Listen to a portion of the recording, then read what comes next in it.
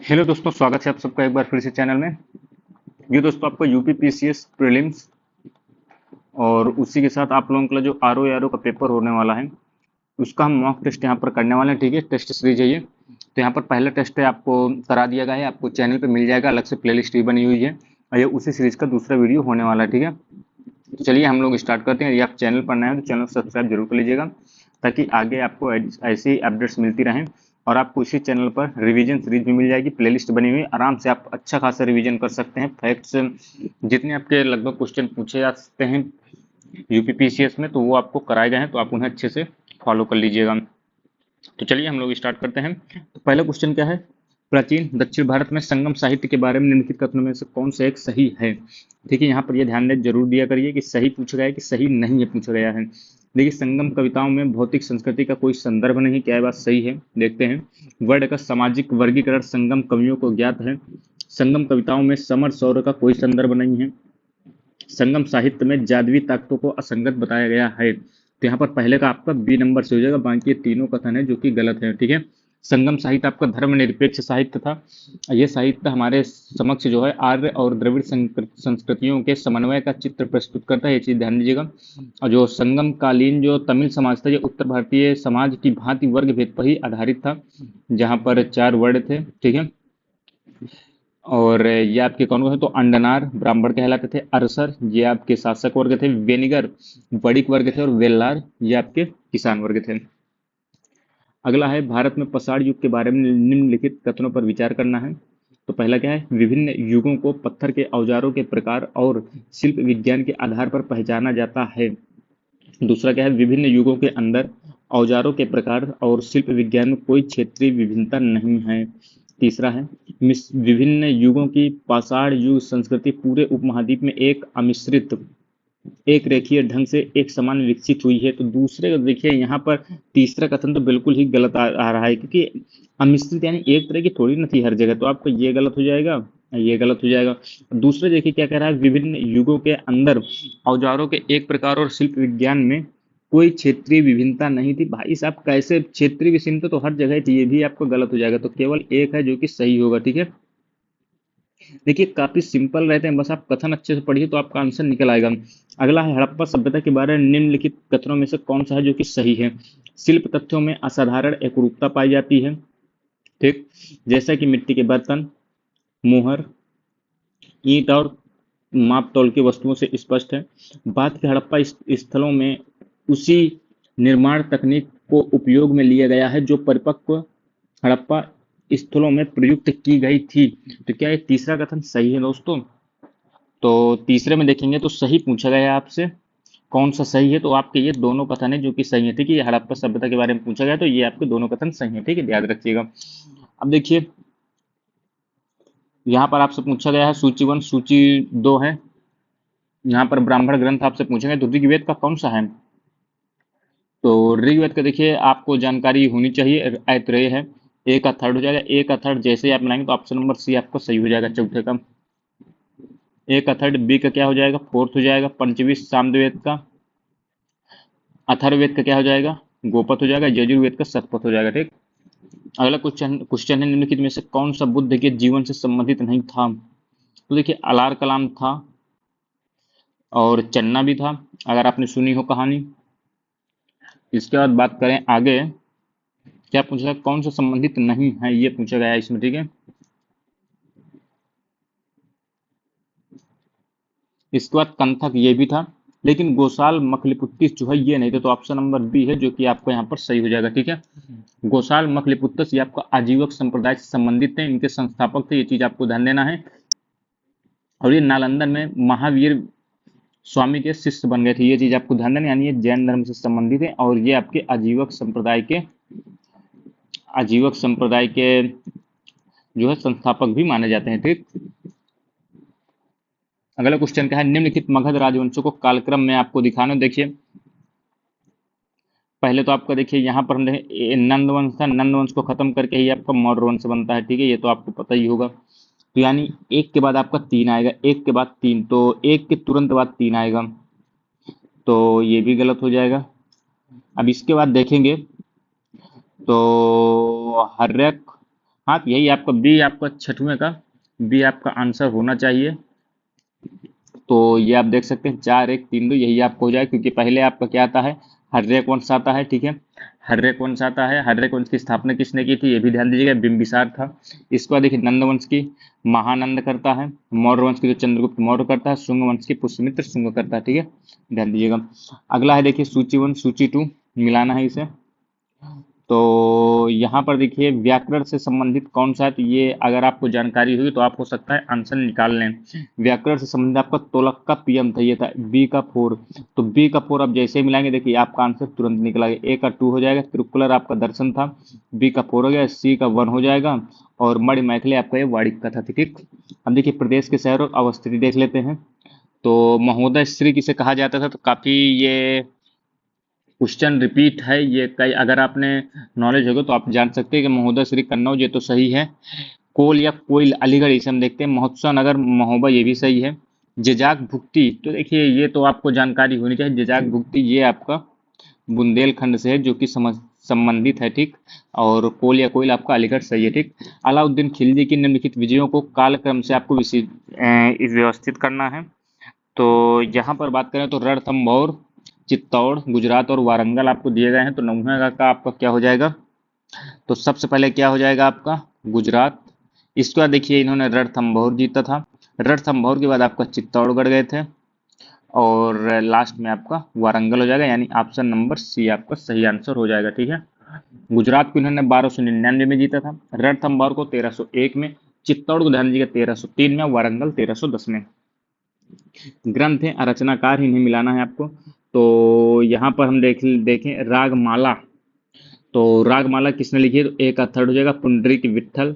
तो आपका option number देखिए एक ऑप्शन मिलाएंगे, डायरेक्ट आंसर निकलेगा। बी का फोर है रस कौमुदी किसने लिखी है, तो श्रीकंठ ने लिखी है। राग विबोध किसने लिखी है, तो सोमनाथ ने लिखी है। और चतुर्दंडी प्रकाशिका किसने लिखी है, तो वेंकट रमन ने लिखी है। इसके बाद देखिए यहाँ पे राजा पूछ रहा है आपसे सूची और राणा रतन सिंह के बारे में जानकारी होनी चाहिए आपको। तो राणा रतन सिंह ये कहाँ से संबंधित है, तो 11वें का यदि हम देखें आपका सही आंसर क्या हो सकता है, तो 11वें का आपका क्या हो जाएगा, रणथंभौर आपका।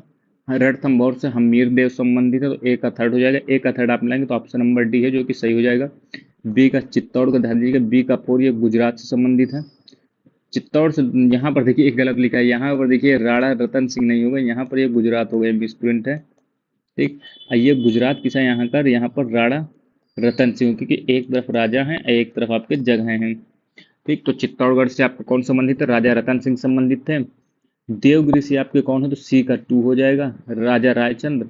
और गुजरात से आपके कर्णदेव संबंधित थे। निम्नलिखित कथनों पर विचार करना है। नरसिंह सालू ने संगम वंश का अंत किया और उनसे राज्य सिंहासन छीन कर सालू वंश की स्थापना की थी, क्या ये बात सही है, तो ये बात हमें तो सही लग रही है, तो ये सही हो जाएगी जब हमें सही लग रही है। अगला है वीर नरसिंह ने अंतिम सालू शासक को गद्दी से उतारकर राज सिंहासन छीना, ये भी सही है। तो संगम सालू यहाँ पर आपके तुलु वंश की स्थापना हो जाती है। वीर नरसिंह के उत्तरवर्ती उनके अनुज कृष्णदेव राय थे, ये भी बात सही है। कौन सा सही पूछ रहा है यहाँ पर, तीनों कथन तो सही हो गए। आगे देखिए कृष्णदेव राय के उत्तरवर्ती उनके चचेरे भाई अच्युत राय थे, तो क्या ये भी बात सही है, तो आपका ये भी सही, तो यानी 12 का डी नंबर है, जो कि सही हो जाएगा। ठीक, अब देखिए सूची 1 और सूची 2। तो यहाँ पर देखिए आपसे पूछा गया है, ये आपके शासन के नाम हैं, आदिल शाही वंश, निजाम शाही वंश, इमाद शाही और कुतुब शाही, और इनके ये एरिया है। ठीक है, तो यहाँ पर हम देखेंगे 13वें का आपको यहाँ पर क्या हो जाएगा, ए का क्या हो जाएगा, आदिल शाही का ध्यान दीजिएगा, आदिल शाही बीजापुर हो जाएगा। ए का टू देखिए जैसे ही मिलाएंगे तो ऑप्शन नंबर डी आपको मिलेगा। बी का 1 हो जाएगा, निजाम शाही अहमदनगर। और इमाद शाही कहाँ के हो जाएगा, तो बरार हो जाएगा। कुतुब शाही ध्यान दीजिएगा गोलकुंडा हो जाएगा। 12वीं सदी के आसपास इस्लामिक दुनिया के विभिन्न हिस्सों में सूफी सिलसिलों का रूप निर्धारण आरंभ हुआ, जो कि प्रकट करता है गुरु और शिष्य के बीच निरंतर संपर्क होना चाहिए, क्या यह बात सही है, बिल्कुल सही है। पैगंबर मोहम्मद की अविच्छित आध्यात्मिक वंशावली, ये भी बात सही है। भक्तों की ओर आध्यात्मिक शक्ति और आशीष का हस्तांतरण होता है, ये भी सही, तो ऑप्शन नंबर डी है, जो कि सही हो जाएगा। निम्नलिखित स्मारकों को उनसे संबंधित शासकों से सुमेलित करना है आपको। ठीक है, तो यहाँ पर बात करें गोल गुम्बद किसने बनवाया था, दोहरा गुंबद, अष्टभुजीय मकबरा और सप्त मेहराबिया का मकबरा। तो 15वां का देखिए आपका सही आंसर क्या हो सकता है, तो ध्यान दीजिएगा। यहाँ पर देखिए ए का तो 4 हो जाएगा, ए का 4 हो जाएगा, दोहरी दोहरी गुंबद का सिकंदर लोदी। अब बी का क्या हो जाएगा, अष्टभुजीय मकबरा, ये आपका 1 हो जाएगा, शेरशाह। तो ए का 4, बी का 1, ए का 4, बी का 1, तो ऑप्शन नंबर बी है जो कि आपका यहाँ पर सही हो जाएगा। ठीक है, अब बाकी देखिए हम सी का थर्ड मिला लेते हैं। सी का थर्ड हो जाएगा, डी का आपका क्या हो जाएगा, मोहम्मद आदिल शाह हो जाएगा। ठीक है, गोल गुंबद मोहम्मद आदिल शाह से संबंधित था। अब देखिए यहाँ पर आपको मिलान करना है सही। तो यहाँ पर देखिए अल्फांसो दी अल्बुकर्क है, नीनो दुकाना है, पेड्रो अल्वारेज है और फ्रांसिस्को डी अल्मेडा है। तो 16 का आपका सही क्या हो जाएगा, यहाँ पर ध्यान दीजिएगा। तो ए का क्या हो जाएगा, ए का आपका 4 हो जाएगा, यानी 1510 में गोवा पर आधिपत्य करता है कौन, अल्बुकर्क करता है। बी का क्या हो जाएगा, ध्यान दीजिएगा, बी का आपका 1 हो जाएगा, नीनो दी कान्हा जो है ये पुर्तगाली हेडक्वार्टर का कोचीन से गोवा में बदलता है। पेडा अल्वारेज कब्राल, ये ध्यान दीजिएगा। सी का क्या हो जाएगा, तो सी का थर्ड हो जाएगा, ब्लू वाटर पॉलिसी। और डी का क्या हो जाएगा, तो डी का आपका 2 हो जाएगा। क्या हो जाएगा, सितंबर 1500 में भारत में आगमन होता है किसका, ठीक है, फ्रांसिस्को डी अल्मेडा का। भारत सरकार अधिनियम 1919 में प्रांतीय सरकार के कार्य जो हैं आरक्षित, रिजर्व यानी और ट्रांसफर्ड विषयों के अंतर्गत बांटे गए थे। निम्नलिखित में से कौन से आरक्षित विषय माने जाते थे। आरक्षित विषय ये वो थे जो गवर्नर जनरल अपने पास रखता था। ठीक है, तो यहाँ पर देखिए पुलिस प्रशासन तो 100% उसके पास होना ही चाहिए, तभी तो जाके कोई मतलब भी है आपके आरक्षित वर्ग का। तो चौथा जिनमें हो उन्हें हटा दीजिएगा, ये आपका गलत हो जाएगा, ए नंबर आपका गलत हो गया। इसके बाद देखिए बात करें यदि न्याय प्रशासन, ये भी उन्हीं के अंदर आएगा, तो एक भी हो जाएगा, तो ये भी आपका गलत हो जाएगा। इसके बाद देखिए स्थानीय स्वशासन, तो नॉर्मली स्थानीय स्वशासन के ऊपर तो भी प्रशासन होता है, तो वो स्थानीय स्वशासन को अपने अंडर में ला सकता है, तो इसलिए से स्थानीय स्वशासन भी आपका यहाँ पर नहीं रहेगा, बल्कि 1, 3, 4 न्याय प्रशासन, भू राजस्व, पुलिस है जो कि आरक्षित विषय में आपका आएगा। 18वां क्या है, भारत आने वाले यूरोपीय यात्रियों के बारे में बारे में निम्नलिखित कथनों पर विचार करना है। इसमें पूछा जाए कौन सा कथन है जो कि सही है। तो sir Thomas Roe east India company के प्रतिनिधि को जहांगीर द्वारा सूरत में कारखाना खोलने की अनुमति दी गई। तो क्या ये 18वां नंबर आपका सही है, ये आपका गलत है। ठीक है, सर थॉमस रो नहीं था वो। पुर्तगालियों को उकसाने से कैप्टन हॉकिंस को मुगलों द्वारा आगरा से बाहर निकाल दिए गए थे, बात सही है। इसके बाद क्या है, तीसरा कथन, कश्मीर की अपनी यात्रा पर फादर मॉन्सेरेट ने अकबर के साथ यात्रा की थी, ये भी सही। तो ऑप्शन नंबर 1, 2 और 3 आपको सही हो जाएगा। निम्नलिखित घटनाओं को कालक्रमानुसार लिखिए और नीचे दिए गए कूट के आधार पर सही बताना है आपको। तो देखिए बक्सर के युद्ध कब होता है आपका, ध्यान दीजिएगा, एक सेकंड। बक्सर के युद्ध ध्यान दीजिए 1764 में होता है। इसको देखिए कालकोठरी की घटना जो हम ब्लैक होल घटना कहते हैं, ये आपको 1756 में होती है। मीर जाफर की मृत्यु की बात करें तो मीर जाफर की मृत्यु 1765 में होती है। इलाहाबाद की संधि भी आपकी 1765 में होती है। लेकिन ध्यान दीजिए ये आपकी फरवरी में घटना होती है, ये आपकी अगस्त में जो कि संधि होती है। ठीक है, तो यहाँ पर सबसे पहले आपका क्या हो जाएगा, 1756, तो पहला हो जाएगा। पहले के बाद आपका क्या हो जाएगा, पहले के बाद 1756 के बाद दूसरा, पहला दूसरा तीसरा चौथा, यही आपका सही हो जाएगा। पहला दूसरा तीसरा चौथा 19 का ए है जो कि यहाँ पर सही हो जाएगा। निम्नलिखित में से कौन सा सुमेलित नहीं है। तो हेक्टर मुनरो बक्सर के युद्ध से संबंधित है क्या, बिल्कुल सही है। लॉर्ड हेस्टिंग आंग्ल नेपाल युद्ध से संबंधित है, बिल्कुल सही है ये। इसके बाद आगे बात करें तो लॉर्ड वेलेजली आपका चतुर्थ आंग्ल मैसूर युद्ध से संबंधित है, बिल्कुल सही है। लॉर्ड कॉर्नवालिस तृतीय आंग्ल मराठा युद्ध से संबंधित नहीं, तो आपका यही सही हो जाएगा क्योंकि ये संबंधित नहीं था, बल्कि बात करिए कैसे संबंधित था। तो यहाँ पर यह ध्यान दीजिएगा, आंग्ल मराठा युद्ध की बात कर रहा है, तो तृतीय आंग्ल मराठा युद्ध में हेस्टिंग्स था। कौन था, हेस्टिंग्स था। ठीक है, अब देखिए यहाँ पर कथन दिया गया है और 2 कथन दिए गए हैं, आपसे पूछ रहा है कौन सा क्या सही है गलत है ऑप्शन आपको। तो पहला कथन क्या दिया गया है, ब्रिटिश विद्ववेत्ता प्रमाणिक मूल ग्रंथों के अधिनियमों को समझाने के लिए भारतीय पंडित और मौलवियों का भरोसा करते थे। अब बताइए ये क्या कहेंगे आप। तो कथन एक सही है या नहीं है। इसके अलावा दूसरा क्या है, ब्रिटिश सत्ता ने 1784 में हिंदू कानूनों को तथा 1785 में मुस्लिम कानूनों को संहिताबद्ध कर दिया था, तो ये तो आपका गलत है। तो ये गलत हो जाएगा, ये सही हो जाएगा। कथन एक सही है, लेकिन बी जो है यानी कथन दो है आपका गलत हो जाएगा। निम्नलिखित में से कौन सा युग्म है जो कि गलत है। तो देखिए, संथाल विद्रोह बिरसा मुंडा, ये तो सही है, 1899 होता, देखते हैं। रामोसी विद्रोह चित्तूर सिंह 1822, इसे भी देखते हैं। संथाल विद्रोह जो है बिरसा मुंडा से संबंधित नहीं है, इतना तो आपको पता ही होगा। बिरसा मुंडा से आपका मुंडा आंदोलन था, ठीक है, ये चीज आपको ध्यान देना है। और बात करें तो इसकी संथाल विद्रोह की तो किसने किया था, ये चीज देख लीजिएगा। भागलपुर राजमहल की पहाड़ियों में था, सिद्धू और कान्हू ने किया था, ये चीज आपको ध्यान देना। तो ऑप्शन नंबर बी आपको सही हो जाएगा। रंगपुर विद्रोह दिरजी नारायण, सही है, 1784 में। कोल विद्रोह बुद्ध भगत के द्वारा, ये भी सही है, ठीक है, ये चीज आपको ध्यान देना है। 23वां क्वेश्चन अब आगे हम देखते हैं यहाँ पर। तो बहादुर शाह जफर द्वितीय के बारे में क्या पूछ रहा है, कौन सा कथन है जो कि सही नहीं है, ये पूछ रहा है, ठीक है। तो बहादुर शाह सफर आपको पता ही है कि मुगल शासक थे और अंतिम था, ये भी चीज ध्यान देना है आपको। तो देखिए, 1857 के विद्रोहियों ने उनके लिए अपनी वफादारी की उद्घोषणा की थी। तो बात तो सही लग रही है, यदि आपने हिस्ट्री पढ़ी होगी तो आपको पता होगा। और इसके बाद क्या कह रहा है, वो दिल्ली में अश्वारोही अफसर लेफ्टिनेंट हडसन द्वारा मारे गए थे। तो देखिए, ये बात तो गलत है, यही आपका गलत हो जाएगा। शुरू में वे 1857 की विद्रोह की अगुवाई करने के इच्छुक नहीं थे, ये भी बात सही है। वे एक कवि थे, ये भी सही है। तो यही आपका गलत हो जाएगा, क्योंकि इन्हें रंगून भेज दिया था, ठीक है, पहले जेल में बंद किया, उसके बाद इन्हें रंगून है जो कि निर्वासित कर दिया गया था, ठीक है। अब देखिए आगे 24वां नंबर क्वेश्चन क्या है। निम्नलिखित में से कौन सा जो कि 1857 के विद्रोह का परिणाम नहीं था, ये पूछा गया है। तो विद्रोह मुगल साम्राज्य के ताबूत में अंतिम कील साबित हुआ था क्या। तो 1857 क्रांति की बात कर रहा है, तो इसमें भी देखिए 24 का क्या पूछ रहा है, 24 में भी आपका परिणाम नहीं था, तो ये बात आपकी तो सही है। इसके बाद देखिए, मराठा शक्ति के उत्थान की सभी आशाएं धूल धूल में मिल गई थी, यानी एक प्रकार से ये भी बात सही है आपकी।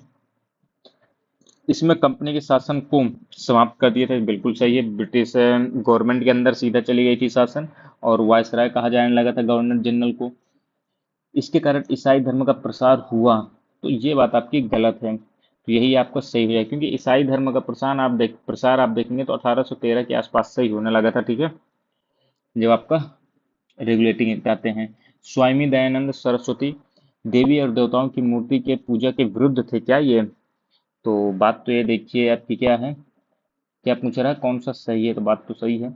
वेदों को अमोघ मानते थे, ये भी सही है। ईश्वर चंद्र विद्यासागर से मिले थे और उनसे विचार विमर्श भी किया था, तो इसमें आपके तीनों सही हैं। आइए ध्यान दिए, दयानंद सरस्वती थे जिन्होंने आर्य समाज की भी स्थापना की थी, कब की थी, तो 1875 की थी, ठीक है, ये चीज भी आपको ध्यान देना है। इसका देखिए 26वां क्वेश्चन क्या है, सर सैयद अहमद खां के बारे में निम्नलिखित कथनों में से कौन सा जो सही है। तो 26 की बात करें, इनका जन्म देखिए 1817 में कहाँ होता है, दिल्ली में, ये तो सही लग रहा है। इसके बाद देखिए अगला बात करें तो उन्होंने कुरान पर टीका लिखी और विज्ञान को उन्होंने बढ़ावा दिया था। तो यहाँ पर आपका क्या सही हो जाएगा, तो ये दोनों आपके सही हो जाएंगे, सर सैयद अहमद खान से दोनों हैं जो कि कथन यहाँ पे सही है। इसको देखिए, हेनरी विवियन डेरोजियो के बारे में देख लेते हैं। तो इनमें पूछा है कौन सा सही है, तो इनका जन्म 1809 में होता है। तो यहाँ पर देखिए आपका ये तो सही है। इसका देखिए, वो 1834 तक हिंदू कॉलेज के शिक्षक थे, ये बात आपकी गलत है, दूसरा गलत हो जाएगा, दूसरा गलत होते ही ये आपका कर गया। उसके बाद वे फ्रांसीसी क्रांति से प्रेरित थे, ये भी बात सही है। उन्होंने अपने छात्रों को तार्किक दृष्टिकोण से सोचने के लिए प्रेरित किया, ये भी सही। तो ऑप्शन नंबर डी आपका 1 3 4 है, जो कि यहाँ पर सही हो जाएगा, ये चीज आपको ध्यान देना है, ठीक है। इन्होंने देखिए 1826 1831 में हिंदू कॉलेज के प्राध्यापक थे, ना कि शिक्षक थे, ये चीज आपको ध्यान है। इतनी महीन चीजें भी आपसे पूछ सकता है, ठीक है, गलत कराने के लिए। अब आगे बात करें हम, आगे यहाँ पर क्या है आपका, यहाँ पर देखिए एक चीज और ध्यान दीजिएगा, इन्होंने एकेडमिक एसोसिएशन और इन्होंने ही आपके बंग हित सभा की भी स्थापना की थी, ये चीज भी आपको ध्यान देना है। इनको प्रथम राष्ट्रवादी कवि भी कहा जाता है, किन्हें, डरेजियो को, ये चीज भी आपको ध्यान देना है, ठीक है। इसके बाद बात करें 28 नंबर क्वेश्चन, तो देखिए संगठन है और संस्थापक है। तो लैंड होल्डर सोसाइटी की स्थापना से संबंधित कौन है, तो एक आपका द्वारकानाथ टैगोर जी होंगे, तो एक आप फोर हो जाएगा। ए का 4 तो ये खत्म हो जाएगा। British India society, Indian society और इंडियन एसोसिएशन है। तो इसके बाद देखिए आगे बात करें यहाँ पर 28 में और क्या इसमें मिल रहा है। बी का ब्रिटिश इंडिया सोसाइटी, तो ये ध्यान दीजिए विलियम एडम्स है। विलियम एडम्स है तो बी का थर्ड हो जाएगा। बी का थर्ड मिलाएंगे तो ऑप्शन नंबर ए सही हो जाएगा। सी का 2 हो जाएगा। डी का 1 हो जाएगा। ठीक, इंडियन एसोसिएशन सुरेंद्रनाथ बनर्जी थे। लैंड होल्डर सोसाइटी, ये ध्यान दीजिएगा, लैंड होल्डर सोसाइटी आपके द्वारकानाथ टैगोर जी थे। ब्रिटिश इंडिया सोसाइटी ये आपकी विलियम एडम्स, और इंडियन सोसाइटी आनंद मोहन बोस। इसके बाद आगे बात करते हैं, ये भी ध्यान दीजिएगा, लैंड होल्डर जो सोसाइटी है ये आपकी 1838 में इसकी स्थापना हुई थी। इंडियन एसोसिएशन की स्थापना ध्यान दीजिएगा 1876 में होती है, ये चीज भी आपको ध्यान देना है। ठीक है, इसके बाद इंडियन सोसाइटी की बात करें तो 1839 में इसकी स्थापना होती है। इसके बाद देखिए भारतीय राष्ट्रीय कांग्रेस की बात करें तो यहाँ पर क्या पूछ रहा है आपसे, कौन से कथन सही है। तो सरोजिनी नायडू कांग्रेस के अध्यक्ष होने वाली प्रथम महिला थी। तो क्या ये बात सही है? ये बात आपकी गलत है, क्योंकि प्रथम महिला की बात करें तो आपकी कौन थी, तो ये थी एनी बेसेंट थी। अगर भारतीय महिला यहीं पर होता तो भारतीय महिला में आपका ये सही हो जाता। ठीक है, ये चीज आपको ध्यान देना है। और आगे इसमें अगला क्या कह रहा है, पहले तो आपका यहाँ पर गलत हो जाएगा, तो पहला गलत होगा। तो देखिए ये खत्म हो जाएगा। ठीक, अब आगे बात करें, सी आर दास ने जब कांग्रेस अध्यक्ष के रूप में कार्य किया तो वे जेल में थे क्या? तो ये बात तो आपकी सही है। ठीक है, क्योंकि वो जेल में थे उस समय। ठीक, चितरंजन दास की बात हो रही है। इसके बाद एलन ऑक्टेवियन ह्यूम, एओ ह्यूम जो है प्रथम ब्रिटिश नागरिक थे जो कांग्रेस अध्यक्ष बने। तो कांग्रेस अध्यक्ष क्या है बने थे, तो कांग्रेस अध्यक्ष नहीं बने थे। ठीक है, तो तीसरा भी गलत हो जाएगा। तीसरा गलत होगा तो ये भी खत्म, तो 2 और 4 हो जाएगा।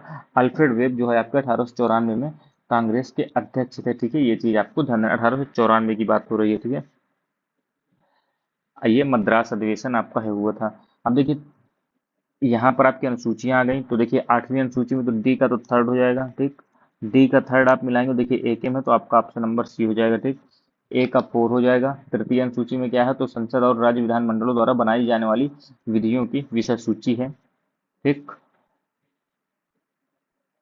ए का 4 क्यों होगा भाई, ए का 2 होगा, क्योंकि तृतीय अनुसूची में आपका क्या है, ए का 2 शपथ और प्रतिज्ञान, वही तो हम सोच रहे हैं भाई, शपथ कहाँ गया। इसका देखिए चतुर्थ अनुसूची में क्या है, तो आपका राज्यसभा में स्थानों का आवंटन है। ठीक, बी का 1 है। सी का ध्यान दीजिएगा 7वीं में आपका ये है, आपका सी का 4 है, और डी का 3 हो गया। ठीक, इसको देखिए 31 क्वेश्चन क्या है, तो निम्नलिखित में से कथनों पर विचार करना है। संवैधानिक सरकार कौन सी होती है जो राज्य की सत्ता के हित में व्यक्ति की स्वतंत्रता पर प्रभावकारी प्रतिबंध लगाती है? बिल्कुल गलत बात है, तो पहला तो गलत हो जाएगा। ठीक, जो व्यक्ति की स्वतंत्रता के हित में राज्य की सत्ता पर प्रभावकारी प्रतिबंध लगाते हैं, कई बार क्वेश्चन आ चुका है, ये चीज आपको ध्यान देना। 31 का आपका ऑप्शन नंबर बी हो जाएगा। निम्नलिखित में से कौन सी विशेषता है जो संघीय राज्य के मानकों के विपरीत है? तो संघीय यानी फेडरल स्टेट के विपरीत है। तो सामान्य अखिल भारतीय सेवा विपरीत, तो ये तो विपरीत है। इसके बाद एकल एकीकृत न्यायपालिका, ये भी आपको विपरीत है। इसके तो ऑप्शन नंबर सी है जो कि यहाँ पर सही हो जाएगा। ठीक है, भारतीय संविधान अर्ध संघात्मक है, बात तो सही है। भारतीय संविधान ना तो संघात्मक है और ना ही एकात्मक है, तो 33 का ध्यान दीजिएगा, ये दोनों सही हैं, ए और आर जो है ए की व्याख्या भी कर रहा है। ठीक, अगला क्वेश्चन क्या है, निम्नलिखित कथनों पर विचार करना। भारत एक लोकतांत्रिक राज्य व्यवस्था है, तो क्या लोकतांत्रिक राज व्यवस्था है? एक एक शब्द पर जरूर ध्यान दीजिएगा। ठीक, भारत एक प्रभुसत्ता संपन्न राज्य है, ठीक है। भारत में लोकतांत्रिक समाज है, ठीक है।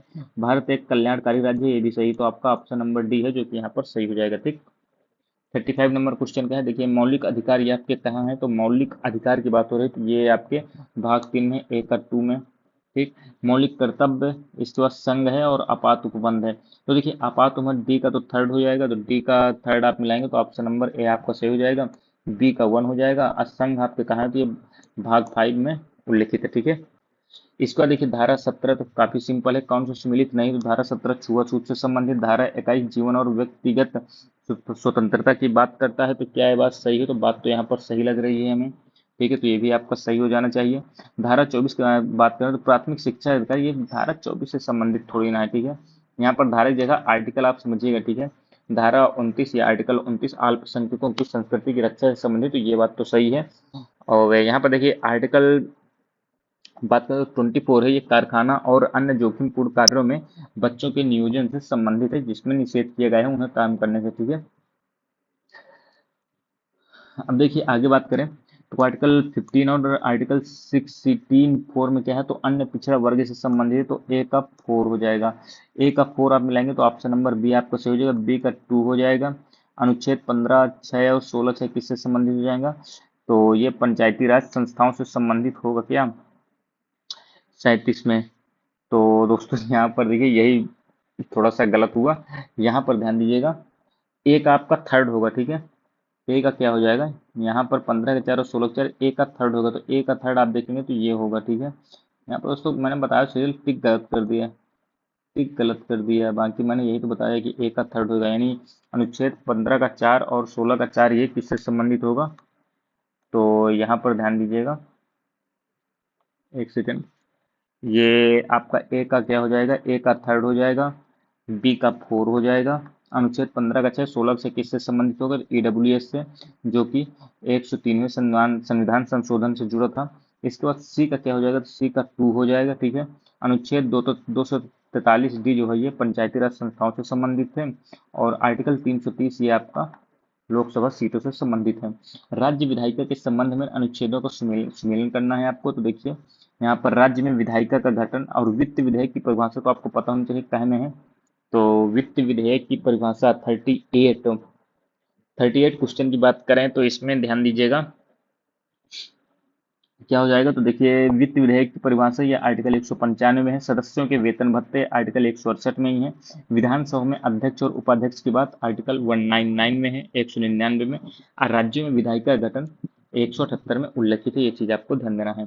अगला क्वेश्चन क्या है, संविधान का अनुच्छेद 14 कानून के समान संरक्षण के विषय में है, जिसका तात्पर्य क्या है, तो देखिए किसी को स्वैच्छिक रूप से जीवन से वंचित न करना, न्यायपालिकों तक पहुंचने का अधिकार, समान अपराध के लिए भिन्न अथवा उच्च दंड न दिया जाना, कानून के समक्ष जाति अथवा वर्ग विशेष के व्यक्ति का समान होना। तो 39 का ध्यान दीजिएगा, आपके जो एक के अलावा दूसरा तीसरा चौथा ये तीनों कथन आपके सही हो जाएंगे, ऑप्शन नंबर बी यहाँ पर सही हो जाएगा। 40वां क्वेश्चन क्या है, अल्पसंख्यक शब्द की परिभाषा जो है भारत के संविधान में परिभाषा नहीं दी गई, तो आपकी बात तो सही है, अल्पसंख्यक की परिभाषा नहीं दी गई है। इसके बाद देखिए अल्पसंख्यक आयोग संवैधानिक निकाय नहीं है, ऊपर के दोनों वक्तव्य के संदर्भ में बताना है कौन सा सही है, तो देखिए ए और आर बात तो सही है, लेकिन यहाँ पर स्पष्टीकरण नहीं दे रहा है आर्थिक। राष्ट्रपति के पद की अवधि से संबंधित निम्नलिखित कथनों में से कौन सा है जो कि सही नहीं है, तो राष्ट्रपति के पद की अवधि ध्यान दीजिएगा 5 वर्ष है, ठीक है। राष्ट्रपति को महाभियोग पद द्वारा हटाया जा सकता है, ये भी ठीक है। राष्ट्रपति अपने पद की अवधि समाप्त होने के पूर्व लोकसभा अध्यक्ष को लिखित त्यागपत्र दे सकते हैं, यही बात आपकी गलत हुई, क्योंकि अध्यक्ष को थोड़ी ना देंगे लोकसभा के, आप बताइए किसको देंगे, मैंने आपको पॉलिटिक्स सीरीज में बताया था ये, ठीक है। राष्ट्रपति अपने पद की अवधि समाप्त हो जाने पर भी तब तक पद धारण करते करेंगे जब तक उनका उत्तराधिकारी अपना पद ग्रहण नहीं कर लेता, ये भी बात सही है, ठीक है। ऑप्शन नंबर सी यहाँ पर गलत हो जाएगा। अब देखिए कथन है अगले क्वेश्चन में, राष्ट्रपति और राज्यपाल पर उनके किसी भी कार्य के लिए न्यायालय से मुकदमा नहीं चलाया जा सकता है, तो क्या 40 सेकंड का ये बात सही, तो बात तो सही लग रही है हमें, बाकी आप बताइए आपको लग रही है सही कि नहीं, ठीक। इसको राष्ट्रपति पर महाभियोग चलाया जा सकता है और राज्यपालों को असंवैधानिक कृत्यों के करने पर पदच्युत किया जा सकता है, वो दोनों बात सही है, लेकिन स्पष्टीकरण नहीं दे रहा है, ठीक है। ए और आर दोनों सही, लेकिन आर ए का सही स्पष्टीकरण नहीं है। भारत के राष्ट्रपति के संदर्भ में निम्नलिखित कथनों में से कौन सा सही है, तो राष्ट्रपति अपने पद की अवधि समाप्त हो जाने पर भी तब तक पद पर बना रहता है जब तक कि उसका उत्तराधिकारी अपना पद ग्रहण नहीं कर लेता, सही है। राष्ट्रपति संसद का संयुक्त अधिवेशन बुलाता है, तो ये आपके दोनों कथन जो है यहाँ पर सही हो जाएंगे, ठीक। अब आगे बात करें, 43 हो गया। इसके बाद देखिए 44 क्वेश्चन क्या है, तो भारत के राष्ट्रपति के विशेष अभिभाषण के संदर्भ में निम्नलिखित कथनों में से कौन सा सही है, तो राष्ट्रपति लोकसभा के साधारण निर्वाचन के पश्चात प्रथम सत्र और प्रत्येक वर्ष के प्रथम सत्र के आरंभ में संसद के दोनों सदनों की संयुक्त बैठक को संबोधित करते हैं। दूसरा क्या है, राष्ट्रपति अपने अभिभाषण में संसद को उसके आह्वान के कारणों के विषय में सूचित करते हैं, तो 44 का ध्यान दीजिएगा, ये दोनों कथन है जो कि सही है कथन, ठीक। एक और दो दोनों सही हैं। भारत के राष्ट्रपति के बारे में निम्नलिखित कथनों पर विचार करना है, राष्ट्रपति को विशिष्ट जानकारी पाने के लिए मंत्रिपरिषद को संबोधित करने का और संदेश भेजने का अधिकार है। राष्ट्रपति विधान विषयक प्रस्तावनाओं से संबंधित जानकारी मांग सकता है, बिल्कुल सही है। संघ के प्रशासन संबंधी मंत्रिपरिषद के सभी विनिश्चय राष्ट्रपति को संसूचित किए जाने चाहिए, तो 45 का ध्यान दीजिएगा, आपके 1 2 3 तीनों कथन है जो कि सही है, ये चीज आपको ध्यान देना है, ठीक है। भारतीय संसद असीमित विधायी शक्ति का प्रयोग नहीं कर सकते, बिल्कुल सही बात है। संविधान ने न्यायिक सर्वोच्चता के सिद्धांत को अपनाया है। तो देखिए ये भी बात आपकी पूर्णतः सही नहीं है, हमारे संविधान में ऐसा तो नहीं है, ठीक है, क्योंकि 46 का ध्यान दीजिएगा, ये आपका ए तो सही है, लेकिन आर आपका यहाँ पर गलत हो जाएगा, क्योंकि न्यायिक सर्वोच्चता नहीं, हमारे यहाँ संविधान ही सर्वोच्च है, ना कि संविधान सर्वो मतलब संविधान सर्वोच्च है, ना ही हमारे यहाँ न्यायपालिका सर्वोच्च है, ना संसद सर्वोच्च है। ये चीज आपको ध्यान देना है। निम्नलिखित कथनों पर विचार करना है, आप पूछा है, सही है आपसे, ठीक। तो लोकसभा अथवा राज्य की विधानसभा के निर्वाचन में जीतने वाले उम्मीदवार को निर्वाचित घोषित हो जाने के लिए किए गए मतदान का कम से कम 50% पाना अनिवार्य है क्या? तो बात गलत है ये। भारत के संविधान में अधिकथित उपबंधों के अनुसार लोकसभा के अध्यक्ष का पद बहुमत वाले दल को जाता है तथा उपाध्यक्ष का पद विपक्ष को जाता है। तो क्या यह बात आपकी सही है? तो 47 को देखिए, आपके दोनों चीजें हैं जो कि गलत है, क्योंकि विपक्ष के जो उपाध्यक्ष की बात है, जरूर नहीं कि विपक्ष को जाता, बस ये कि ये प्रथा बन गई थी, ठीक है, ये 1970-80 के बीच में है जो कि प्रथा बन गई थी। हालांकि 2014 और 2019 से लेकर अभी तक भी 2019 के बाद से लगातार आप देखेंगे तो उपाध्यक्ष का पद आपका खाली ही है। भारत में अविश्वास प्रस्ताव के विषय में निम्नलिखित कथनों पर विचार करना है। तो भारत के संविधान में किसी अविश्वास प्रस्ताव का कोई उल्लेख नहीं है। तो क्या ये बात सही है? तो 48 की बात करें तो ध्यान दीजिएगा, यहाँ पर कौन सा सही है? तो ये बात आपकी सही तो है, ठीक, क्योंकि उल्लेख यहाँ पर नहीं किया गया है। अविश्वास प्रस्ताव जो है केवल लोकसभा में ही पूरा स्थापित किया जा सकता है, ये भी बात आपकी सही। तो ऑप्शन नंबर सी आपका सही हो जाएगा, ठीक है। अगला क्वेश्चन है, लोक लेखा समिति जो है ये कैसी समिति है? इसके बाद याचिका समिति, स्टॉक बाजार स्कैम समिति और विभागीय समितियां। तो देखिए लोक लेखा समिति आपकी कैसी है? तो लोक लेखा आपकी ए का क्या हो जाएगा यहाँ पर? तो आप यहाँ पे 49 में भी आप देखेंगे तो एक आपका क्या हो जाएगा यहाँ पर? लोक लेखा पीएससी कमेटी नॉर्मल है आपका, वित्तीय से संबंधित है, वित्तीय मामलों से। तो ए का थर्ड हो जाएगा, ए का थर्ड आप देखेंगे ऑप्शन नंबर सी में है, बस यही सही हो जाएगा। बी का फोर याचिका समिति आपकी कार्यकारी समिति है। सी का क्या हो जाएगा? वन, ये एक तदर्थ समिति है, ठीक। स्टॉक बाजार वाली, स्टॉक बाजार स्कैम में संयुक्त समिति, विभागीय समितियों में आपकी स्टैंडिंग समिति से संबंधित है। संविधान के आर्टिकल 156 में क्या उपबंध है कि राज्यपाल अपने पद ग्रहण की तारीख से 5 वर्ष की अवधि तक पद धारण करेगा? इसमें निम्नलिखित में से कौन सा निष्कर्ष निकाला जा सकता है? किसी राज्यपाल को उसकी पदावधि पूरी होने से पूर्व नहीं हटाया जा सकता है, गलत बात है। कोई राज्यपाल 5 वर्ष की अवधि के बाद अपने पद पर बना नहीं रह सकता है। तो 50 का ध्यान दीजिएगा, सही उत्तर आपका दोनों आपका जो है ये सही नहीं है, ये चीज आपको ध्यान देना है, ठीक है। इसके बाद बात करें हम 51 की, तो यहाँ पर देखिए निम्नलिखित कथनों पर विचार करना है। विधानसभा का अध्यक्ष यदि विधानसभा का ही सदस्य नहीं रहता है तो अपना पद उसे रिक्त कर देना पड़ेगा। जब कभी विधानसभा का विघटन किया जाता है तो अध्यक्ष अपने पद को तुरंत रिक्त कर देता है क्या? तो देखिए आपका केवल एक सही है, ये आपका गलत हो जाएगा, क्योंकि अगले चुनाव जब होंगे नहीं उसके बाद जब तक प्रोटेम स्पीकर नहीं बन जाएगा तब तक वो अपने पद पर बना रहता है। भारतीय संविधान के मूल ढांचे को नहीं बदला जा सकता है, तो बात तो गलत है ये। भारत संविधान में संशोधन दोनों सदनों के 2/3 बहुमत से हो सकता है। तो 52 का आपका क्या हो जाएगा यहाँ पर सही? तो ध्यान दीजिएगा, ए आपका सही है, आर आपका गलत है। 52 की बात कर रहे हैं, क्योंकि यहाँ पर देखिए, देखिए वही बात है, ये आपको देखिए भारतीय संविधान के मूल ढांचे को नहीं बदला जा सकता है, क्योंकि यहाँ पर देखिए यहाँ ये नहीं कहा गया है कि प्रस्तावना नहीं बदली जा सकती। प्रस्तावना आपकी बदली जा सकती है, लेकिन मूल ढांचा आपका नहीं बदलना चाहिए संविधान का। जब जो कि ये फैसला कब दिया था? तो ये केशवानंद भारती के जो 1973 के आसपास का था। तो उस समय ये सुप्रीम कोर्ट ने कहा था कि आप संविधान की प्रस्तावना में तो बदलाव कर सकते हैं, लेकिन मूल ढांचे में परिवर्तन नहीं कर सकते, ठीक है।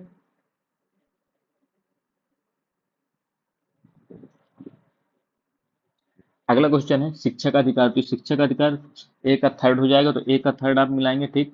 इसको देखिए नगर पंचायत की बात करें तो देखिए पहले पंचायती राज है तो 73, नगर पंचायत आपका 74, तो बी का 2 हो जाएगा, ए का 3, बी का 2, तो ऑप्शन नंबर डी हो जाएगा, ठीक। इसको देखिए सेवा कर, ये आपका देखिए डी का 4, तो ये सेवा कर आपका सर्विस 88 में जो है संविधान संशोधन तो यहाँ पर दिखा रहा है, ठीक है।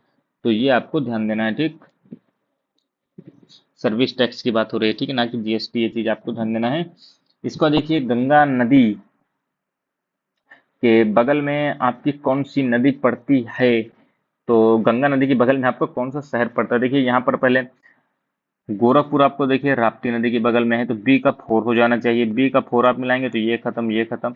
इसके बाद देखिए बिठूर, ये तो आपके गंगा के बगल में है, तो ए का 2 आपका यहाँ पर होना चाहिए, ठीक है। इसके बाद देखिए सई नदी आपके किसके बगल में है? तो ध्यान दीजिएगा 54 में आपका सई नदी के बगल में ही आपका प्रतापगढ़ है। तो डी का थर्ड हो जाएगा। डी का थर्ड आप मिलाएंगे तो ऑप्शन नंबर बी आपका यहाँ पर सही हो जाएगा, ठीक है। ए का 2 हो जाएगा बिठूर। और गोमती नदी के बगल में आपका कौन सा है? तो ये ध्यान दीजिएगा, गोमती नदी के बगल में ही आपका ये जौनपुर है, ठीक है। और गंगा नदी के बगल में बिठूर है, ना कि जौनपुर। अब देखिए नवाबगंज पक्षी कहाँ है? तो ये यहाँ है, ठीक। इसका देखिए पार्वती अर्गा, ए का 2, ए का 2 आप मिलाएंगे तो ये खत्म, ये खत्म। इसके बाद बात करें हम, डी का 1 हो जाएगा। पार्वती अर्गा कहाँ है? तो ध्यान दीजिएगा डी का 1 ये आपके गोंडा में है। इसके बाद देखिए ओखला, ओखला पक्षी विहार कहाँ है? तो ओखला की बात करें तो ये आपका गाजियाबाद में है। और समसपुर आपका कहाँ हो जाएगा? तो ये आपका रायबरेली में हो जाएगा, ठीक है। समसपुर रायबरेली में, नवाबगंज उन्नाव में, ओखला आपके गाजियाबाद में, और पार्वती अरेगा गोंडा में हो जाएगा। अगला है नगर और नदी, तो चित्रकूट ध्यान दीजिएगा मंदाकिनी नदी के बगल में है। जौनपुर आपका देखिए ये, जौनपुर अभी हमने देखा कहाँ बगल था? ये जौनपुर जो है गोमती नदी के बगल में था, ठीक है। इसके बाद देखिए मथुरा, ये यमुना नदी के बगल में है, और अयोध्या आपका सरयू नदी के बगल बगल में। तो ए का 4 हो जाएगा। बी का क्या हो जाएगा? बी का 2 हो जाएगा, तो ऑप्शन नंबर बी यहाँ पर हो जाएगा। आर्यभट्ट नक्षत्रशाला की बात करें तो ये कहाँ है? तो ध्यान दीजिएगा 57 का जो आपका सही आंसर होगा रामपुर में है, ठीक है। इसके बाद ये भी ध्यान दीजिएगा इंदिरा गांधी नक्षत्रशाला, ये आपकी कहाँ है? तो ये लखनऊ में है। वीर बहादुर सिंह नक्षत्रशाला तो ये गोरखपुर में है। डॉक्टर भीमराव अंबेडकर रे, या इसे हम आर्यभट्ट नक्षत्रशाला जो कहते हैं, तो रामपुर में ही है, ठीक है। और जवाहर नक्षत्रशाला ध्यान दीजिएगा प्रयागराज में है। इसका 58 नंबर का क्वेश्चन है। संस्थान दिए गए हैं और स्थिति दी गई है। तो Indian institute of handloom technology ये कहाँ है? तो देखिए ये आपकी बनारस में है, ठीक है। हैंडलूम आपका बनारस में है, यानी वाराणसी। ए का 4 हो जाएगा, तो ए का 4 आप मिलाएंगे जैसे ही, तो आपका ऑप्शन नंबर बी है जो कि सही हो जाएगा, ठीक। बी का क्या हो जाएगा? भातखंडे संगीत संस्थान, तो ये लखनऊ में है। सी का क्या हो जाएगा? निराला आर्ट गैलरी, तो सी का ध्यान दीजिए 2, सी का 2 हो जाएगा, ठीक है। एक सेकंड, सी का ध्यान दीजिएगा ये 2 हो जाएगा। और Rajiv Gandhi Institute of Petroleum Technology ये आपके रायबरेली हो जाएगा, ठीक। इसके बाद देखिए एसोचैम उत्तर प्रदेश एक राज्य स्तरीय वाणिज्य और उद्योग का प्रमुख चैम्बर ऑफ ट्रेड है, जो निजी, सहकारी और सार्वजनिक क्षेत्रों में बड़ी, मध्यम और छोटी इकाइयों का प्रतिनिधि करता है। तो एसोचैम यूपी का पूरा नाम क्या है? तो ये ध्यान दीजिएगा 59 इंपॉर्टेंट क्वेश्चन, इसका फुल फॉर्म पूछा गया है, तो इसका ध्यान दीजिएगा फुल फॉर्म क्या हो जाएगा? Associated chambers of commerce and industry of Uttar Pradesh, ठीक है। ये चीज आपको ध्यान देना है। तो ये तो आपका गलत हो जाएगा। तो 59 का आपका क्या सही होगा? तो ये आपका option number D, the associated chambers of commerce and industry of Uttar Pradesh, ये चीज आपको ध्यान देना। The associated chambers of commerce and industry, ना कि इंडस्ट्रियल, ठीक है। ये चीज आपको ध्यान देना, industry of Uttar Pradesh. 60 number क्या है यहाँ पर देखिए। अब देखिए काकरापार तो आपके कहाँ है? गुजरात में है। नरौरा आपके उत्तर प्रदेश में है, ठीक। तारापुर महाराष्ट्र में हो जाएगा, और कोटा आपके राजस्थान में हो जाएगा। ए का 4 हो जाएगा, तो ऑप्शन नंबर बी आपका सही हो जाएगा यहाँ पर, ठीक। निम्नलिखित पर्वत श्रृंखलाओं में से कौन सी है जो कि हिमालय पर्वत श्रेणी में स्थित है? तो हिमालय पर्वत श्रेणी, देखिए अन्नामलाई तो नहीं है, तो 3 तो आपका गलत हो जाएगा, 3 यहाँ से खत्म। इसको देखिए ये भी गलत, तो केवल देखिए एक बस आपको पता होना चाहिए कि अन्नामलाई नहीं है, बाकी चोऊ, लोहोसे और सिरुमाली ये तीनों आपके हिमालय में है। इसके बाद देखिए आपका ये आ गया है निम्नलिखित में विचार करना है 62। यहाँ आप देखिए पूछा है, कितने युग्म है जो कि सही नहीं है? ये चीज आपको ध्यान देना, सही नहीं है पूछा गया है। तो 62 की बात कर लेते हैं। तो देखिए आपका ये घाट प्रभा कहाँ है? तो घाट प्रभा की बात करें तो ये कहाँ है? तो ये आपका कर्नाटक में, ये चीज आपको ध्यान देना है, ठीक। इसको देखिए गांधी सागर की बात करें तो गांधी सागर आपका एमपी में है, ये ठीक है। इंदिरा सागर की बात करें तो ये भी आपका एमपी में है, ये भी आपका एमपी में है। इसको देखिए मैथन की बात करें तो मैथन कहाँ है? तो ये झारखंड में है, ठीक है। झारखंड में। तो आपका देखिए क्या कौन सी हो, तो एक ही कथन है जो कि सही है, बाकी 3 कथन है जो कि गलत है। तो यहाँ पर क्या हो जाएगा, कितने सुमेलित नहीं है, तो ध्यान दीजिए 3 युग्म है जो कि सुमेलित नहीं है। 62 हो गया। इसके बाद देखिए 63 है, भारत के एक राज्य के बारे में निम्नलिखित संकेत दिए जा रहे हैं, तो आपको बताना होगा कौन सा राज्य है।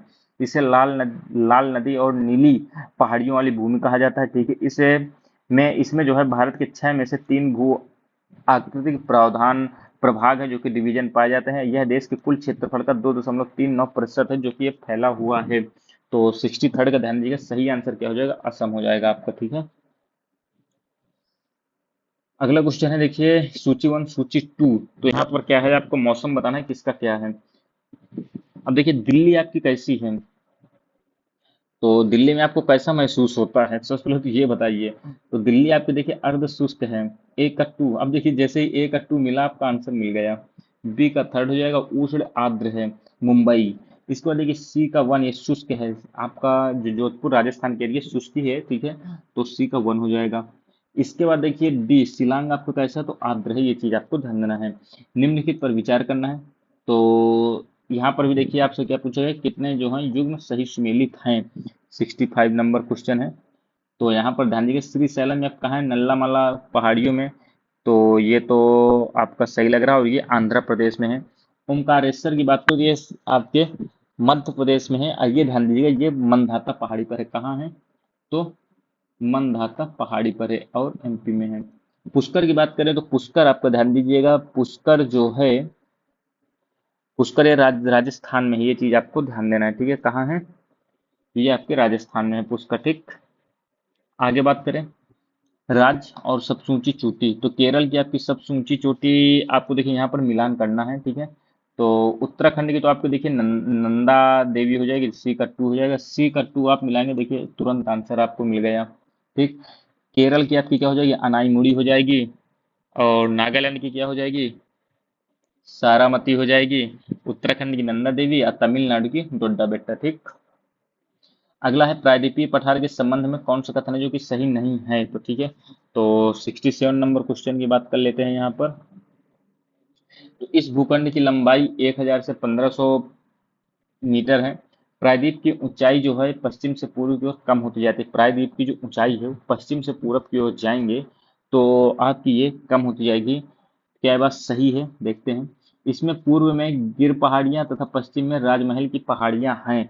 तो क्या ये बात सही है, तो आपका देखिए पहला और तीसरा है जो कि सही है, बाकी दूसरा कथन आपका जो है यहाँ पर गलत है, ये चीज आपको ध्यान देना है, ठीक है। प्रायद्वीपीय पठार की जो ऊंचाई है वो पश्चिम से पूर्व की ओर जाने पर कम होती जाती है, ठीक है। प्रायद्वीपीय पठार की ऊंचाई जो है पश्चिम से पूर्व की ओर जाने पर कम होती जाती है, ठीक है। बाकी ये दोनों कथन है जो कि आपके गलत है, ठीक है। यानी देखिए यहाँ पर सही नहीं है पूछा गया, तो इसलिए ध्यान दीजिए ये आपके दोनों सही हो जाएंगे, ऑप्शन नंबर सी। बाकी इस भूखंड की अगर हम ऊंचाई की बात करें, ध्यान दीजिए 600 से 900 मीटर है। कितनी है, 600 से 900 मीटर के आसपास है। और पश्चिम में आपकी गिर पहाड़ियां पाई जाती हैं, ठीक है। पश्चिम में पाई जाती हैं, कहाँ, तो पश्चिम में गिर पहाड़ियां पाई जाती हैं, ये चीज ध्यान दीजिएगा। और इसके जो है पश्चिम में गिर पहाड़ियां हो गई। बाकी यदि बात करें इस पे दक्षिण में, तो आपकी इलायची पहाड़ियां पाई जाती है, ठीक है। दक्षिण में इलायची पहाड़ियां पाई जाती हैं। इसके बाद देखिए अगला क्वेश्चन क्या है, 68 नंबर। गंगा के मैदान में यदि कोई पश्चिम और उत्तर पश्चिम को चले तो मानसून वर्षा जो है घटती हुई मिलेगी आपको। कहाँ, गंगा के मैदान की बात हो रही है ये। अगला क्या है, कारण गंगा के मैदान में कोई ज्यों ऊपर को आता जाएगा आर्द्रताधारी मानसूनी पवन और ऊंची जाति मिलती हैं। तो 68 का ध्यान दीजिएगा, ए आपका सही है, ठीक है। ए और आर दोनों सही है, और व्याख्या भी कर रहा है, इसे आप अच्छे से थ्योरेटिकल पोर्शन में तैयार कर लीजिएगा, ठीक है। ये जितने भी मैप बेस्ड आपके जो मानसून से क्वेश्चन है, इंपॉर्टेंट है आपकी एग्जाम के लिए। निम्नलिखित में से कौन सी ब्रह्मपुत्र की सहायक नदी है, तो सहायक नदी आपकी 69 की आपकी कौन हो जाएंगी, ध्यान दीजिएगा दिबांग, कामेंग और लोहित, ये तीनों नदियां हैं। पश्चिम की ओर प्रवाहित होने वाली नदियां आपकी कौन सी, पश्चिम की ओर इस तरफ को नर्मदा है, तापी है, ध्यान दीजिएगा। तो 70 का आपका क्या हो जाएगा, 1 और 2 है, राप्ती नहीं है, ठीक है। निम्नलिखित युगों में कौन सा सही सम्मिलित नहीं है, तो 71 का बात करें कौन सा सही हो जाएगा, तो 71 का ध्यान दीजिएगा। सियाचिन तो आपकी नुब्रा घाटी में, ठीक है। इसके बाद बैफो हिमनदी की बात करें तो ये कहाँ है, बैफो आपका बाब्रोलो है, तो बी से बी ध्यान दीजिएगा। इसके बाद 12 सिगरी हिमनद की बात करें तो 12 सिगरी हिमनद जो है आपका चंद्रा घाटी में, ये भी सही है। सोना पानी हिमनद की बात करें तो ये आपका कहाँ है, तो ये भी आपका चंद्रा घाटी पर है, ठीक है। ये चीज आपको ध्यान देना है, ये कहाँ है, लाहौल में है। अब देखिए अगला क्वेश्चन है लोकटक झील। तो देखिए लोकटक झील तो आपको पता है, ये आपका मणिपुर में, सी का थर्ड जैसे लगाएंगे तो ये खत्म और ये खत्म। इसके बाद देखिए आगे बात करें तो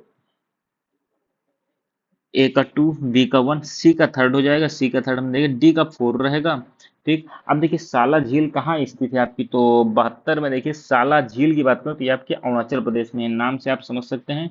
और बड़खल झील आपके हरियाणा में हो जाएगी, ठीक है। तो ये आपके 1 2 3 4 आपके सम्मिलित हो जाएंगे, ठीक। अब देखिए दर्रा है राज्य की उपस्थिति। तो मानव और नीतिला तो आप देखिए उत्तराखंड में है, ठीक। यहाँ पे क्या पूछा गया है आपसे, कौन सा सुमेलित नहीं है, ठीक। इसके बाद देखिए 73 में ही आगे बात करें तो बोमडिला अरुणाचल प्रदेश, ये भी सही। जलेपला सिक्किम, ये भी सही। सिप्पिला आपके जम्मू एंड कश्मीर में थोड़ा ना, सिप्पिला आपके कहाँ है, तो हिमाचल प्रदेश में ही, ये चीज आपको ध्यान देना है, ठीक है। अब अगला क्वेश्चन देखिए 74, उष्णकटिबंधीय सवाना ये कहाँ है, तमिलनाडु को देखिए कोरोमंडल। इसके बाद ध्रुवीय शुष्क ग्रीष्म ऋतु वाला मानसून, गर्म है। मरुस्थल की बात करें तो गर्म मरुस्थल तो आपका कहाँ हो जाएगा दोस्तों, ये तो राजस्थान से होना चाहिए, यानी बी का थर्ड आपको मिलना ही चाहिए। हमारे अनुसार तो इसमें देखते हैं तो बी का थर्ड, तो ये खत्म हो जाएगा, ये खत्म हो जाएगा, ठीक। इसके बाद देखिए बात करें तमिलनाडु का कोरोमंडल तक, तो तमिलनाडु का आपका कोरोमंडल तक आपका किससे संबंधित हो जाएगा, तो ये हो जाएगा शुष्क शुष्क ग्रीष्म ऋतु वाला मानसून से संबंधित हो जाएगा, डी का वन हो जाएगा, ठीक है। डी का वन आप जैसे ही मिलाएंगे तो आपका ऑप्शन नंबर बी हो जाएगा। ए का टू हो जाएगा, उष्णकटिबंधीय सवाना आपके प्रायद्वीपीय पठार का अधिकतर भाग हो जाएंगे, बी का थर्ड हो जाएगा। अब ध्रुवीय प्रकार के आपके कहाँ मिलेंगे, सी का फोर हो जाएगा, ठीक। तो ये आपका जम्मू एंड कश्मीर हो जाएगा आंसर, ठीक। अब देखिए कच्छ वनस्पति और राज्य विम्बना जो ये देखिए केरल में रहेगा, तो डी का टू आप मिलाएंगे, ये खत्म, ये खत्म। इसके बाद बात करें आगे हम, तो रत्नागिरी, रत्नागिरी आपकी कहाँ से संबंधित रहेगी दोस्तों, तो 75 का ध्यान दीजिएगा, रत्नागिरी नाम से ही पता चल रहा है ये महाराष्ट्र से रहेगा, तो ए का फोर ठीक है। इसके बाद बात करें आगे क्या होगा, बी का क्या हो जाएगा, कुंदापुर, ध्यान दीजिएगा कर्नाटक, के फॉर कुंडा, के फॉर कर्नाटक, तो आपका ऑप्शन नंबर डी सही हो जाएगा। पिछवरम कहाँ है, तो तमिलनाडु हो जाएगा, ठीक। इसके बाद 76 नंबर क्या है आपका, तो लेटराइट मृदा के संदर्भ में कौन सा सही है, ठीक है। तो लेटराइट मिट्टी जो है ये उच्च ताप और भारी वर्षा वाले क्षेत्रों में विकसित होती है क्या भैया, तो इसे हम देखते हैं आगे और देखते हैं क्या सही होगा इसमें। लेटराइट मृदा जो है ह्यूमस समृद्ध होती है और वह पश्चिम पश्चिम बंगाल, असम और उड़ीसा में पाई जाती है क्या, तो यहाँ ध्यान दीजिए केवल पहला कथन है जो कि सही है, दूसरा आपका यहाँ पर गलत हो जाएगा, ठीक है। क्योंकि लेटराइट मृदा जो है ये उष्णकटिबंधीय प्रदेशों में पाई जाती है जहाँ का तापमान उच्च व वर्षा जो होती है अधिक होती है। इस प्रकार की मिट्टी में देखिए कहवा, आपकी कहवा की फसल होगी, काजू, चावल, चाय, रबड़, सिंकोना आदि की फसल जो है अच्छी होती है। यह मिट्टी जो होती है भारत में पूर्वी तथा पश्चिमी पहाड़ों के समीपवर्ती, जैसे आपके कर्नाटक, केरल, उड़ीसा, असम जैसे राज्यों में पाई जाती है, ये चीज आपको ध्यान देना है, ठीक। 77 नंबर अब सवाल देखते हैं हम। तो यहाँ पर क्या है, निम्नलिखित में से कौन सा सही सुमेलित नहीं है, ये पूछा गया है। तो देखिए आपका घाट प्रभा नहर परियोजना ये कर्नाटक में सही है। उकाई नहर परियोजना ये आपकी गुजरात में, ये भी सही है। नीरा नहर परियोजना ध्यान दीजिए महाराष्ट्र में सही है। जवाई परियोजना ध्यान दीजिए ये आपका तमिलनाडु में नहीं बल्कि आपका ये राजस्थान में, ठीक। इसको देखिए निम्नलिखित में से कौन सा सही सुमेलित है, ये पूछा गया है। तो इडुक्की, इडुक्की के बारे में आपको पता ही होना चाहिए कि आपकी कौन सी है, क्योंकि इडुक्की काफी ज्यादा चर्चा में रहता है, कई बार एग्जाम में पूछा भी जा चुका है, ये चीज आपको ध्यान देना है। तो इडुक्की आपकी जल विद्युत परियोजना है, ठीक है। तो यहाँ देखिए ये आपका गलत हो जाएगा, ठीक है, क्योंकि सही सुमेलित पूछा है तो ये आपका गलत हो जाएगा, क्योंकि ये जल विद्युत परियोजना है। इसके बाद साबरी गिरी, तो साबरीगिरी की बात करें तो इसमें आपका जल विद्युत परियोजना ये सही है। घाट प्रभा सिंचाई परियोजना कहाँ है, तो कर्नाटक में है। रामगंगा बहुउद्देशीय परियोजना है, तो इसमें आपका 2 3 4 है जो कि सही हो जाएगा। ठीक। 79 नंबर है, कथन क्या है, पृथ्वी पर एक स्थान से बढ़ते हुए अक्षांश वाले दूसरे स्थान पर किसी वस्तु का वजन घटता है। तो कथन क्या है, पृथ्वी पर एक स्थान से बढ़ते हुए अक्षांश की तरफ जाते हुए दूसरे स्थान पर किसी वस्तु का वजन घटता है, क्या है, सही है। इसको देखिए कार्य देख लेते हैं। पृथ्वी एक प्रसिद्ध गोला नहीं है, तो ये बात तो सही लग रही है 79 का जो है। तो यहाँ पर आपका क्या हो जाएगा, देखिए ए आपका गलत है, ये ध्यान दीजिएगा, आर आपका सही हो जाएगा। ठीक है। अगला नंबर है क्या है, देश और समय क्षेत्र। तो 80 में देखिए यहाँ पर आपके समय क्षेत्र पूछा गया है, तो यहाँ क्या हो जाएगा, फ्रांस में कितने समय क्षेत्र हैं, ध्यान दीजिए 12 हैं। अमेरिका में कितने हैं, तो अमेरिका में 11 है, तो ए का 2 और फर्स्ट का 2 हो जाएगा। ऑप्शन नंबर सी आपका यहाँ पर सही हो जाएगा। ठीक है। इसके बाद देखिए थर्ड का 4 लगा देंगे। तो फ्रांस में आपके ध्यान दीजिए 12 हैं, अमेरिका में 11 समय क्षेत्र हैं, दक्षिण अफ्रीका में कितने हैं, 2 समय क्षेत्र हैं, और इंग्लैंड में 9 है। ठीक। इसके बाद 81 नंबर क्या है, 81 नंबर में है प्रसिद्ध स्थल और स्थान। तो आपका देखिए कांस, आपने सुना होगा कांस फिल्म फेस्टिवल आपका कहाँ होता है, तो कांस से ध्यान दीजिए फ्रांस में है। ठीक। तो ये तो आपको सुमेलित है, यहाँ पर क्या पूछा, कौन सा सुमेलित नहीं है। इसके बाद बोरोबुदुर इंडोनेशिया, ये भी सही है। कोरू फ्रेंच गुयाना, ये भी सही। बैकानूर आप जो आपका जो है ये कहाँ है, तो रूस में नहीं है बल्कि ये कजाकिस्तान में है। ठीक। ये चीज आपको ध्यान देना है। अब 82 नंबर क्वेश्चन क्या है, यहाँ पर आपसे मिलाना है इन्हें। तो येलो स्टोन पार्क ये आपका कहाँ है, तो ये आपका कहाँ हो जाएगा, संयुक्त राज्य अमेरिका में। ए का 2 हो जाएगा। ए का 2 देखिए आप जैसे ही मिलाएंगे तो ये आपको हो जाएगा। बी का 4 हो जाएगा, आईफिल टावर आपने सुना ही होगा। बी का पेरिस पैगोडा, और पिरामिड, पिरामिड तो आपका मिस्र में है, पैगोडा आपके म्यांमार में हो गया। 83 नंबर पर्वत और देश। तो यहाँ पर हम देखेंगे 83 में, देखिए किलिमंजारो आपका कहाँ है, तो 83 में ध्यान दीजिए किलिमंजारो आपके कहाँ है, तो तंजानिया में है। कहाँ है, तंजानिया में है। ठीक। इसका देखिए टुबल, ये टुबल कहाँ है, तो ये मोरक्को में है। स्टेनली, स्टेनली आपके कहाँ है, तो ये युगांडा में है। और होगार ध्यान दीजिएगा ये अल्जीरिया में है। ठीक। 83 हो गया। इसको देखिए 84 नंबर क्या है, निम्नलिखित रेगिस्तान पर विचार करना है और सबसे छोटे से सबसे बड़े तक आपको ले जाना है इसे। ठीक।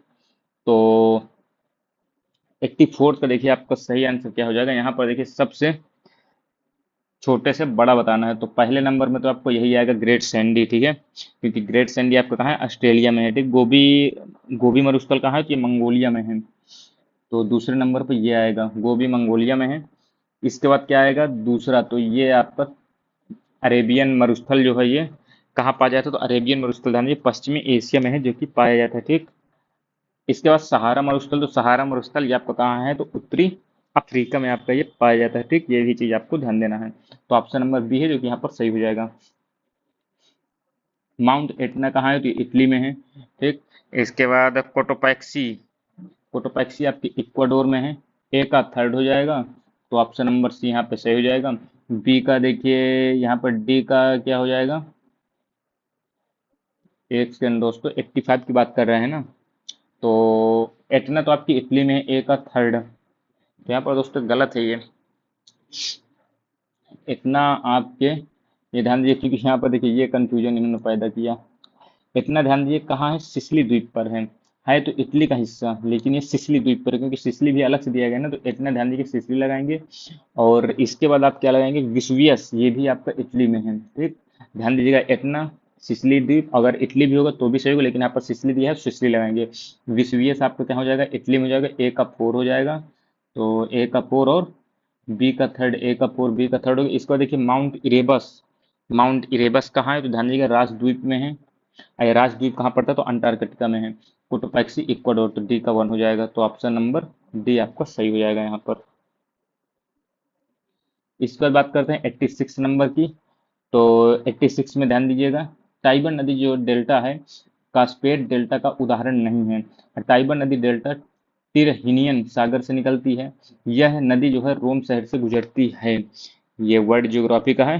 ठीक है, नदियों के बगल में जो शहर होते हैं इनके बारे में पूछेगा तो 86 का ध्यान दीजिएगा। 2 और तीसरा जो है यहाँ पर सही हो जाएगा, क्योंकि टाइबर नदी देखिए इटली की 244 मील लंबी नदी है। यह एपेनाइन पर्वत से 4160 फीट की ऊंचाई से निकलती है। पो नदी को छोड़कर यह इटली की सबसे बड़ी नदी, यानी इटली की सबसे बड़ी नदी पो नदी है, उसके बाद टाइबर नदी है। टाइबर नदी देखिए रोम शहर के बगल से ही निकलती है। ठीक है, तो टाइबर नदी की सहायक नदियों में पेनलोनिया, नेरा और टेबरान आदि आती हैं। इसके बाद देखिए 87वां नंबर क्या है आपका, यहाँ पर सी सही हो जाएगा।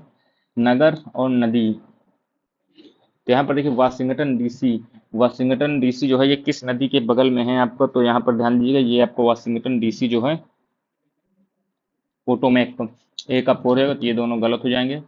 इसके बाद देखिए बर्लिन, ध्यान दीजिएगा ये आपका स्प्री नदी पर है, तो बी का थर्ड, तो ऑप्शन नंबर डी सही हो जाएगा। सी का 2 हो जाएगा और डी का क्या हो जाएगा 1 हो जाएगा। ठीक, मिंजरस नदी पर, मैड्रिड आपके मिंजरस नदी पर, पेरिस आपका सीन नदी पर, बर्लिन आपका स्प्री नदी पर, वाशिंगटन डीसी पोटोमैक नदी पर।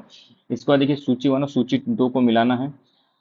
अल्बाट्रोस पठार है, टेलीग्राफ पठार है, एम्स्टर्डम सेंट पॉल पठार है, कुरिल कमचटका पठार है। तो इनके बारे में देख लेते हैं 88 में, तो क्या हो जाएगा सही, ए का क्या हो जाएगा, ए का तो थर्ड हो जाएगा आपको, क्योंकि ये दक्षिण पूर्व प्रशांत महासागर में है। ठीक, इसके बाद बात करें हम ए का थर्ड, जैसे देखिए ए का थर्ड लगाएंगे तो ऑप्शन नंबर बी हो जाएगा। यहाँ पर बी का 1 हो जाएगा, टेलीग्राफ पठार उत्तरी अटलांटिक महासागर में है। सी का 4 हो जाएगा, हिंद महासागर में है। कुरिल कमचटका गर्त ये कहाँ है, तो ये ध्यान दीजिएगा ये आपका 2 हो जाएगा, यानी उत्तर पश्चिम प्रशांत महासागर में स्थित है। अब देखिए धारा और विशेषता, करंट है और विशेषता आपको बताना है। तो यहाँ पर देखिए कुरोशियो धारा, पेरू धारा, लेब्राडोर धारा, फ्लोरिडा धारा। तो यहाँ पर कुरोशियो धारा की बात करें हम, तो कुरोशियो धारा ध्यान दीजिएगा ये एक गर्म धारा है और ये कहाँ मिलती है, तो ये प्रशांत महासागर में है। ए का थर्ड, तो सी और डी खत्म हो जाएंगे। इसके बाद पेरू धारा ध्यान दीजिए प्रशांत महासागर में ही है, लेकिन ये शीत धारा है। पेरू बी का 4 हो जाएगा, बी का 4, तो ऑप्शन नंबर ए हो जाएगा। सी का 2 हो जाएगा, लेब्राडोर आपके अटलांटिक महासागर में शीत धारा है, और फ्लोरिडा धारा कहाँ है, तो ये अटलांटिक महासागर में उष्ण धारा है, यानी गर्म दल धारा है। इसका विश्व के दूत और स्वामित्व वाले देश, तो ग्रीनलैंड, डेनमार्क पता ही है हमें। इसके बाद आपको क्या है, बियर द्वीप, तो सी का 2 पहले हम देख लेते हैं। सी का 2 देखिए एक ही में है, तो आपका यही आंसर सही हो जाएगा। एल्यूसियन द्वीप ध्यान दीजिएगा यूएसए के अंतर्गत आता है।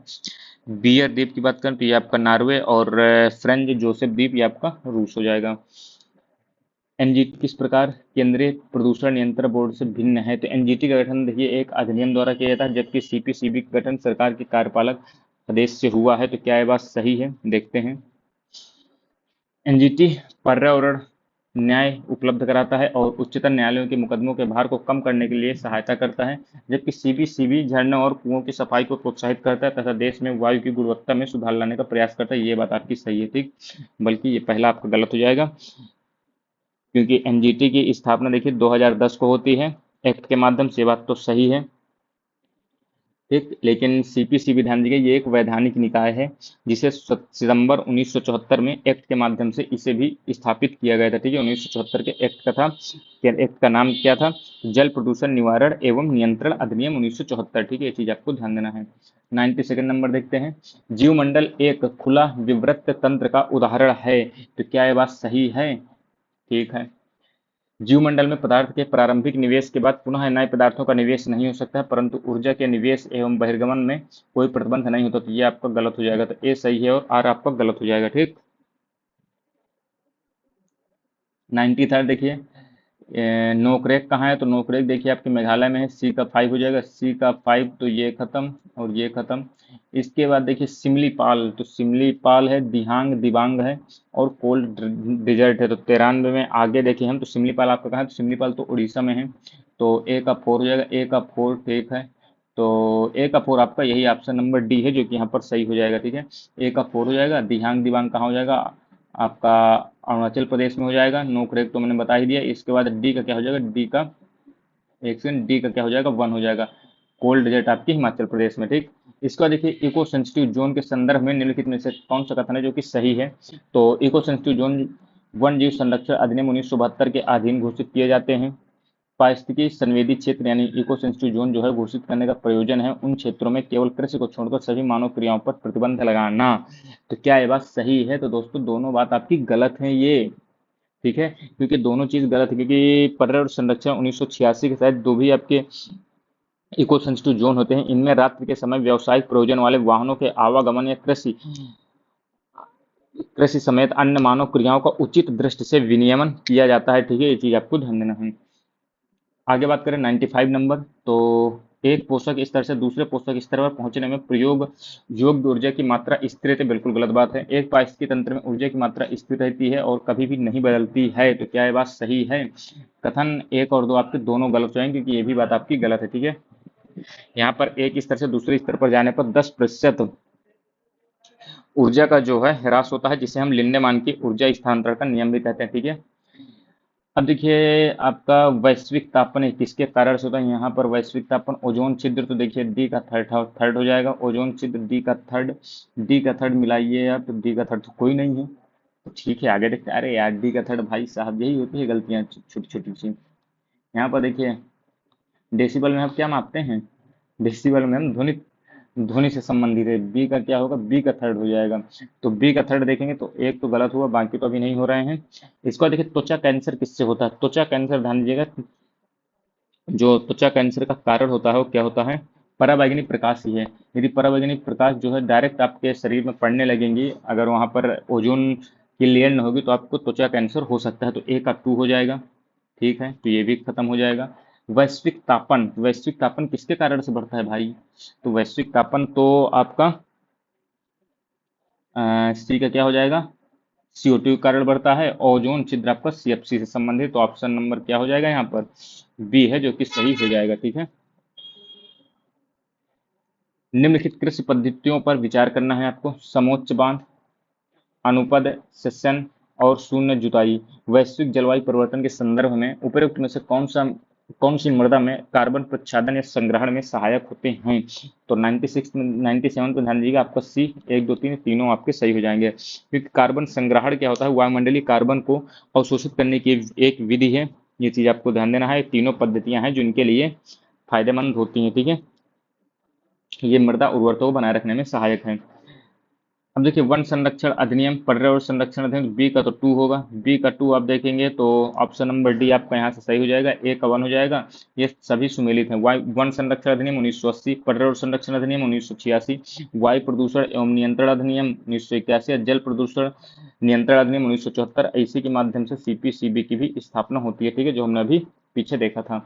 अब देखिए अगला क्वेश्चन है, भारत में राष्ट्रीय उद्यानों एवं वन्य जीव अभयारण्य के संदर्भ में निम्नलिखित कथनों में से कौन सा जो सही है? तो राष्ट्रीय उद्यानों की संख्या में सबसे अधिक संख्या किसकी है? तो क्या ये मध्य प्रदेश की? बिल्कुल सही है, क्योंकि मध्य प्रदेश में कितने हैं? तो 11 नेशनल पार्क हैं। वन्य जीव अभयारण्य की सबसे अधिक संख्या अंडमान निकोबार में है। तो बिल्कुल सही बात है ये। ठीक है, कि वन्य जीव कितने हैं आपके? तो ध्यान दीजिएगा, ये 96 हैं। ठीक है, 96 वन्य जीव अभयारण्य जो केवल अंडमान निकोबार में है। निम्नलिखित में से कौन सा सही सुमेलित है? तो देखिए यहाँ पर हम देखते हैं, गिर में तो आपको पता ही होगा सिंह पाया जाता है। इसके बाद देखिए मानस, मानस में आपको पहले हम देखते हैं कि इसमें क्या पूछा गया है, कौन सा सही सुमेलित है? तो गिर में आपको देखिए 4 तो आपका गलत हो जाएगा। इसके बाद 100 में यदि आगे बात करें, रणथंभौर में बाघ पाया जाता है। ठीक है, रणथंभौर में बाघ सही है, ये राजस्थान में है। पेरियार केरल में आपका हाथी, ये भी सही है। मानस की बात करें तो मानस में आपका गैंडा पाया जाता है। ठीक, तो ये आपके 2 कथन यहाँ पर सही होंगे, पहला और दूसरा, बाकी गलत होंगे। ठीक, वेटलैंड इंटरनेशनल नामक संरक्षण संगठन के संदर्भ में कौन सा कथन है जो कि सही है? तो रामसर अभिसमय के हस्ताक्षरकर्ता देशों द्वारा बनाया गया एक ये अंतः सरकारी संगठन है। यह ज्ञान के विकास और संग्रहण के लिए तथा व्यवहारिक अनुभव का बेहतर नीतियों हेतु पक्ष समर्थन करने के लिए क्षेत्र स्तर पर कार्य करता है। तो क्या ये बात सही है? तो एक से एक का ध्यान दीजिएगा, ये बी कथन तो आपका सही है, लेकिन पहला आपका यहाँ पर गलत हो जाएगा। ठीक है, क्योंकि एक गैर सरकारी वैश्विक संगठन है। ठीक है, और ये गैर लाभकारी भी है, NGO है। इसका मुख्यालय कहाँ है? तो नीदरलैंड में। ये चीज भी आपको ध्यान देना है। अगला क्वेश्चन आपका क्या है? कथन कार्य देख लेते हैं। आर्थिक विकास के लिए बहुआयामी उपागम की आवश्यकता होती है। तो क्या ये बात सही है? बिल्कुल सही है। वर्तमान भारत सरकार मुख्यतः सूक्ष्म आर्थिक विषयों पर ध्यान केंद्रित कर रही है। ये बात आपकी गलत है। ऑप्शन नंबर यहाँ पर सी सही हो जाएगा। 12वीं पंचवर्षीय योजना का केंद्र बिंदु समावेशी विकास का समावेशिता की चुनौती के रूप में निम्नलिखित में से किसे माना जाता है? तो 103 का आपका सही आंसर क्या हो जाएगा? ये सभी हैं जो कि इसके जो है अंतर्गत आते हैं। ठीक है, ये चीज आपको ध्यान देना है। ये 2012 से 2017 तक चला था 12वीं पंचवर्षीय योजना। भारत में राष्ट्रीय आय का आकलन कौन सा संस्थान करता है? तो 104 का सही आंसर क्या हो जाएगा? एनएसओ हो जाएगा। ये चीज आपको ध्यान देना है। ठीक है, केंद्रीय सांख्यिकी संगठन में ये देखिए 2019 में सीएसओ और एनएसएसओ को यानी मिलाकर राष्ट्रीय सांख्यिकी कार्यालय बना दिया गया था। एनएसओ बना दिया था। ठीक है, सीएसओ और एनडबलएसओ को मिलाकर क्या बना दिया गया है? एनएसओ बना दिया गया था। ये चीज आपको ध्यान देना है। सीएसओ की स्थापना की बात करें तो 2 मई 1951 में होती है। ये चीज भी आपको ध्यान देना है। अब 105 नंबर क्या है क्वेश्चन? कथनों पर विचार करना है। सभी अनाज, दाल और तिलहन का एमएसपी का खरीद भारत के किसी भी राज्य केंद्र शासित प्रदेश में असीमित होता है। अनाजों एवं दालों की एमएसपी किसी भी राज्य केंद्र शासित प्रदेश में उस स्तर पर निर्धारित किया जाता है जिस स्तर पर बाजार मूल्य कभी नहीं पहुंच पाते। तो क्या ये बात सही है? तो आपके दोनों कथन गलत हो जाएंगे क्योंकि आप देख के ही समझ सकते हैं। ठीक है, ये केंद्र सरकार द्वारा कृषि लागत एवं मूल्य आयोग के माध्यम से निर्धारित की जाती है। ठीक है, मूल्य निर्धारण राज्य स्तर पर नहीं होता। ये चीज भी आपको ध्यान देना है। ठीक है, अब यहाँ पूछा है कौन सा है जो कि सुमिलित नहीं है? तो यहाँ पर पूछा है कौन सा सुमिलित नहीं। तो देखिए चना में आपके कौन सा रोग होता है? तो उकठा रोग होता है। कौन सा होता है? टिक्का नहीं बल्कि उकठा रोग होता है। मटर में आपका कौन सा होता है? बुकनी, सही है। तिल में आपका कौन सा रोग होता है? फाइलोडी, ये भी सही है। गन्ना में आपका कौन सा रोग होता है? ध्यान दीजिए, लाल सड़न होता है, ये भी सही है। मूंगफली में आपका टिक्का होता है। किसमें? मूंगफली में है, जो कि आपका क्या हो जाता है? टिक्का रोग होता है। मूंगफली में टिक्का रोग, चना में उकठा रोग, मटर में बुकनी रोग, तिल में फाइलोडी, गन्ना में लाल सड़न। निम्नलिखित में से कौन सा एक सुमेलित नहीं? तो हरित क्रांति, खाद्यान्न सही है, श्वेत क्रांति, दुग्ध ये भी सही है, पीली क्रांति, उर्वरक और नीली क्रांति मत्स्य। तो आपका 107 का जो सही आंसर क्या हो जाएगा? यानी कौन सा सुमेलित नहीं है? तो पीली क्रांति है, क्योंकि पीली क्रांति आपकी किससे संबंधित है? ये ध्यान दीजिएगा, पीली क्रांति है जो कि आपके तिलहन उत्पादन से संबंधित। ठीक है, यदि बात करें हम उर्वरक की, तो उर्वरक की ध्यान दीजिएगा। यहाँ पर उर्वरक के बारे में ये हम देखें आगे, यदि सुनहरी क्रांति आपकी उद्यान से संबंधित थी। ठीक है, इसके बाद लाल क्रांति आपके टमाटर और मांस से थी। आलू उत्पादन, गोल क्रांति। पीली क्रांति तिलहन से संबंधित थी, तिलहन से, जैसे मैंने बता दिया। उर्वरक से आपसे भूरी क्रांति है जो कि सम्मिलित थी। ये चीज आपको ध्यान देना है। उर्वरक क्रांति जो है ये भूरी क्रांति से मिलती थी। ठीक, निम्नलिखित घटनाओं पर विचार करना। कालक्रम में स्थापित करना, नाबार्ड 1982। और किसान क्रेडिट कार्ड योजना ये आपकी कब आती है? तो ये ध्यान दीजिएगा, किसान क्रेडिट कार्ड योजना जो है ये 1998 में आती है। क्षेत्रीय ग्रामीण बैंक 1975 में। ठीक, तो 413 होना चाहिए, 413, 413। तो आपका 108 का देखिए ए हो जाएगा, क्योंकि सीरीज हमने क्या देखी 413, तो फोर ये भी गलत हो जाएगा, ये भी तो आपका यही सही हो जाएगा। और स्वयं सहायता समूह का बैंक लिंकेज कार्यक्रम ये कब आया? तो ध्यान दीजिएगा, ये आपका 1992 में था। ठीक, 109 नंबर का है। पिछले कुछ वर्षों से भारतीय औद्योगिक क्षेत्र में संविलय और अधिग्रहण की घटनाएं जो कि ज्यादा हो रही हैं, यानी हो रही हैं। तो क्या ये बात सही है? बिल्कुल सही बात है। भारत में एकाधिकार और प्रतिबंधित व्यापार अधिकार में पर्याप्त ढील दी गई। तो आपका यही सही हो जाएगा, क्योंकि कथन और कारण दोनों सही है, व्याख्या भी कर रहा है। मेक इन इंडिया कार्यक्रम के संदर्भ में आपको बात करना कौन से सही है? तो मेक इन इंडिया कार्यक्रम 2014 में स्टार्ट होता है। तो बिल्कुल सही बात है आपकी ये। इसका उद्देश्य निवेश को सुगम बनाना और नए प्रयोगों को बढ़ावा देना, ये भी सही। तो ऑप्शन नंबर बी है जो कि यहाँ पर सही हो जाएगा। ठीक, 25 सितंबर 2014 को स्टार्ट हुआ था। निम्नलिखित में तरल संपत्तियों, लिक्विड असेट्स पर आपको विचार करना है। इन पर संपत्तियों का तरलता के घटते हुए क्रम का सही अनुक्रम आपको बताना है, घटते हुए क्रम में। तो 111वें का क्या आपका सही आंसर हो जाएगा? तो यहाँ पर देखिए क्या हो जाएगा, तरलता के आधार पर। तो देखिए घटता क्रम बताना है, तो सबसे ज्यादा कहें तो करेंसी के रूप में सबसे ज्यादा, ये तो आपको पता ही है। 4 के बाद आपका क्या हो जाएगा? इसके बाद देखिए बैंकों के पास मांग जमा, जो बैंकों के पास मांग जमा होती है ये हो जाएगा 41। इसके बाद देखिए क्या हो जाएगा? बैंकों के पास बचत जमा, तो 3 हो जाएगा। और लास्ट में आपका 4132, तो 4132 आपका ऑप्शन नंबर डी यहाँ पर सही हो जाएगा। भारत में खाद्य मुद्रा स्फीति फूड इन्फ्लेशन का आकलन जो है करने के लिए निम्नलिखित में से कौन से पन्ने हैं जो कि इसमें शामिल होते हैं? तो 112 की बात करें तो इसमें आपके कौन कौन सी चीजें हैं जो शामिल होती हैं, ध्यान दीजिएगा। तो 1 2 4 तमाकू थोड़ी ना भाई शामिल होगी, ये चीज आपको ध्यान देना है। ठीक, 113वां है नीति अनुमोदन प्रस्ताव। तो इसमें कौन क्या पूछ रहा है, कौन सा सही सम्मिलित नहीं है। नीति अनुमोदन प्रस्ताव, बजट की मांग को घटाकर 1 रुपये कर दिया जाए। मित व्ययिता प्रस्ताव क्या होता है, बजट की मांग में से एक निर्दिष्ट राशि घटा दी जाए। सांकेतिक प्रस्ताव क्या होता है, बजट की मांग में से 100 रुपये कम कर दिया जाए। लेखानुदान क्या होता है, बजट मांगों को पूर्ण रूप से वित्तीय वर्ष के लिए पारित कर देना इसका। तो इसमें ध्यान दीजिएगा 113 का आपका डी है जो कि यहाँ पर सुमेलित नहीं है, बाकी ये तीनों सुमेलित है, ये चीज आपको ध्यान देना है। ठीक, निम्नलिखित में से कौन सरकार के चालू खाते में मुख्य आय के स्रोत हैं। तो देखिए चालू खाते यानी करंट अकाउंट में आपके कौन कौन चीजें हैं जो शामिल है, तो ध्यान दीजिएगा। तो यहाँ पर निगम कर सही है, सार्वजनिक प्रतिष्ठानों से प्राप्त लाभ गलत बात है, राष्ट्रीय बैंक का बचत पत्रों का विक्रय तो ये भी सही है, विश्व बैंक से प्राप्त ऋण ये आपका गलत हो जाएगा, ये सम्मिलित नहीं है। इसके अलावा उत्पाद शुल्क ये भी आपका सही हो जाएगा। ठीक, तो ऑप्शन नंबर डी है जो कि यहाँ पर सही हो जाएगा। ठीक, इसके बाद देखिए 116वां नंबर क्या है, निम्नलिखित में से कौन सा सही सुमेलित नहीं है। तो यहाँ पर कौन सा सही सुमेलित नहीं है, तो एनीमोमीटर क्या करता है, वायु की चाल देखता है क्या। 116वें नंबर की बात हो रही है, 115 भाई भूल गए, तो ये इसे देख लेते हैं पहले। निम्नलिखित में से कौन सा युग्म सही सुमेलित नहीं, तो डेसिबल ध्वनि तीव्रता की इकाई सही है, हार्स पावर शक्ति की इकाई ये भी सही है, समुद्री मील दूरी की इकाई ये भी सही है, सेल्सियस ऊष्मा की छोड़ना भाई तापमान की है। ठीक, 116वां देख लेते हैं अगला, तो निम्नलिखित में से कौन सा सही सुमेलित नहीं है। तो यहाँ पर पूछ रहा है कौन सा सही सुमेलित नहीं है, एक सेकंड। तो यहाँ पर देखेंगे हम तो अमीटर विद्युत धारा से संबंधित है, 116 में बिल्कुल सही बात है। टैक्योमीटर आपका दबांतर से संबंधित नहीं है, ठीक है। पायरोमीटर उच्च ताप ये भी सही है, लेकिन टैक्योमीटर ध्यान दीजिएगा ये आपका वायुयान एवं मोटर शक्ति की गति से संबंधित है। ठीक, 117वां क्वेश्चन क्या है, निम्नलिखित में से दो वक्तव्य हैं जिनको आपको बताना है कौन सा क्या सही है। तो लोहे का एक गोला पारे पर तैरता है किंतु पानी में डूब जाता है, कारण क्या है, लोहे का अपेक्षित घनत्व पारे के अपेक्षित घनत्व से अधिक है। तो ये ध्यान दीजिएगा ए सही, लेकिन आपका आर यहाँ पर गलत हो जाएगा। ठीक, तो ये ध्यान दीजिएगा ए सही लेकिन आर आपका गलत हो जाएगा। ठीक, इसके बाद 118वां की बात करें तो कथन दिया गया है तापमान में वृद्धि के साथ ग्लिसरीन की श्यानता बढ़ती है क्या। तो यहाँ पर ध्यान दीजिएगा क्या ये बात सही है, तो आपका ए तो आपका गलत हो। आपको नॉर्मल समझ सकते हैं, जब उसे गर्म करेंगे तो भाई ग्लिसरीन पिघलेगा ना कि वो श्यान होगा यानी गाढ़ा होगा। तापमान में वृद्धि अणुओं की गतिज ऊर्जा को बढ़ा देती है। तो ये बात आपकी सही है, तो यानी डी सही हो जाएगा, एक गलत है और आर आपका सही है।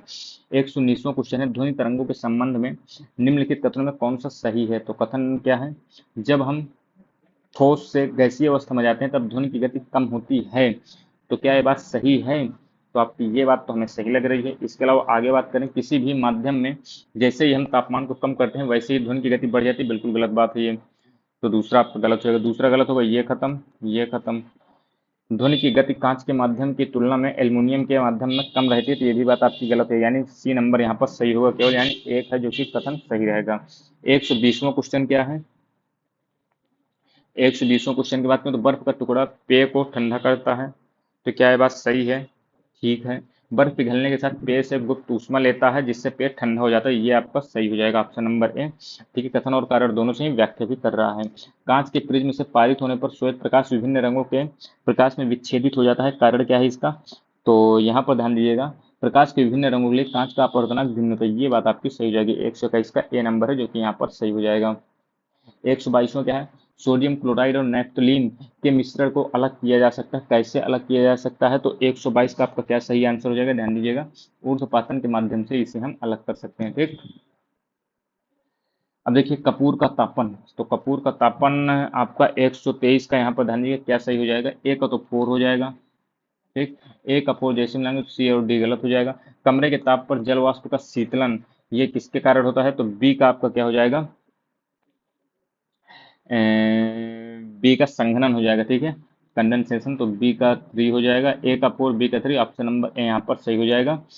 और सी अंडे का पकाया जाना, यह आपको देखिए रासायनिक क्रिया है, और कमरे के ताप पर जल वाष्प का बनना तो ये वाष्पन की क्रिया हो जाएगी। ठीक, अब देखिए अगला है, उच्चतर तापमानों पर रासायनिक अपक्रिया तीव्रतर हो जाती है क्या। तो उच्चतर तापमान पर क्या आपकी रासायनिक अपक्रिया तीव्रतर हो जाती है, बिल्कुल सही बात है। उच्चतर तापमानों पर आणविक गति और तेज हो जाती है, ये भी बात आपकी सही है, तो ऑप्शन नंबर ए यहाँ पर सही हो जाएगा।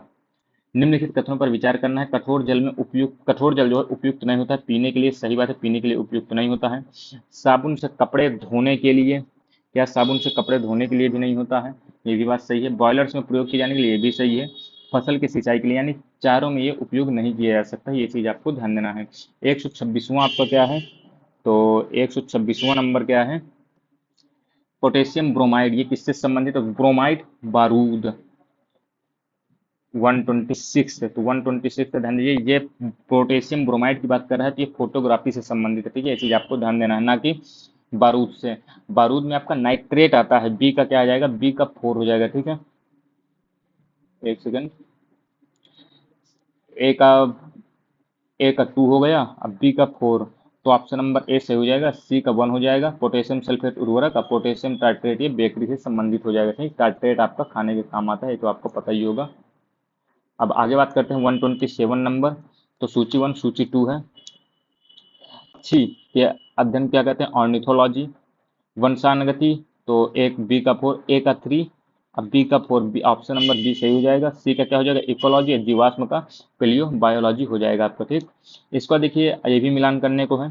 तो प्रकाश संश्लेषण, अब प्रकाश संश्लेषण आपका किससे संबंधित है, तो प्रकाश संश्लेषण ध्यान दीजिएगा 128 नंबर की बात करें तो श्वसन, श्वसन आपके पहले प्रोटीन संश्लेषण ये सब चीजें हैं, तो यहाँ पर ध्यान दीजिएगा ए का क्या हो जाएगा, प्रकाश संश्लेषण तो क्लोरोप्लास्ट के उपलब्धता में होता है, तो ए का 2 हो जाएगा। तो ए और डी आपका गलत हो जाएगा। खनिज उद्ग्रहण, तो खनिज उद्ग्रहण आपका क्या हो जाएगा, बी का 1, जीव द्रव्य कला, तो बी का 1 हो जाएगा, ए का 2, बी का 1। ठीक, इसके बाद सी का श्वसन आपका राइबोसोम, तो श्वसन आपका राइबोसोम से संबंधित होगा। प्रोटीन संश्लेषण डी का 4 हो जाएगा, ये आपका राइबोसोम हो जाएगा। ठीक, श्वसन आपका सूत्रकारिता, अब प्रोटीन संश्लेषण राइबोसोम। ठीक है, ये चीज आपको ध्यान देना, ऑप्शन नंबर सी है जो कि यहाँ पर सही हो जाएगा।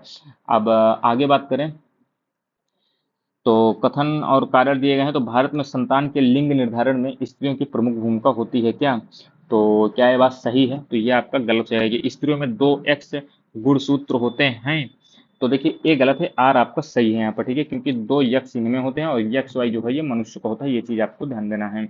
और मनुष्य के ही यानी पुरुष के पुरुष की मुख्य भूमिका होती है आपके लिंग निर्धारण में, ये चीज आपको ध्यान देना है, क्योंकि यक्ष एक्स हो जाएगा तो बालिका हो जाएगी, यक्ष वाई हो जाएगा तो ये बालक हो जाएगा। ठीक, 130वां क्वेश्चन है, कुछ जीवाणु अपना भोजन संश्लेषित कर सकते हैं, तो क्या ये बात सही है, तो ये तो सही लग रहा है। इन जीवाणुओं में हरा पदार्थ जो हरित लवक कहलाता है वो पाया जाता है, तो ये बात आपके क्या हो जाएगी, ये गलत हो जाएगी। ऑप्शन नंबर सी यहाँ पर सही हो जाएगा। ए सही है लेकिन आर आपका गलत हो जाएगा। 131वां क्या है, तो देखिए इनमें से कौन से हैं जो कि स्तनधारी हैं, तो ये ध्यान दीजिएगा क्या हो जाएंगे, समुद्री गाय और समुद्री सिंह। समुद्री हॉर्स जो होता है, समुद्री गाय जो होती है, ये दोनों आपके क्या होते हैं, स्तनधारी होते हैं। ठीक है, जबकि समुद्री घोड़ा जो होता है सागरी मछली की एक प्रजाति है, ये चीज आपको ध्यान देना है। 132वां क्या है, तो देखिए लाल रक्त कणिकाएं हैं, लाल रक्त कोशिका, श्वेत रक्त कोशिका, पट्टिकाणु और आपका प्लाज्मा। तो आरबीसी क्या करती हैं, तो ये ऑक्सीजन का परिवहन करने का काम करती हैं कि नहीं करती हैं, तो भाई साहब बिल्कुल करती हैं। ए का 4 हो जाएगा, ए का 4 हो जाएगा। श्वेत रक्त कणिकाएं ये संक्रमण से संघर्ष करने का काम करती हैं, बी का 2 हो जाएगा। ठीक है, ए का 4, बी का 2, आपका ऑप्शन नंबर सी हो जाएगा। सी पट्टिकाणु जो होती हैं ये रक्त का थक्का बनाने में सहायता करती हैं। ठीक, प्लाज्मा आपका क्या हो जाएगा, तो डी का 3, विलेयित पदार्थों का वाहक है ये। ठीक, अब देखिए कार्डियोलॉजी, गैस्ट्रोलॉजी, यूरोलॉजी और न्यूरोलॉजी। तो न्यूरोलॉजी देखिए तंत्रिका तंत्र से संबंधित है।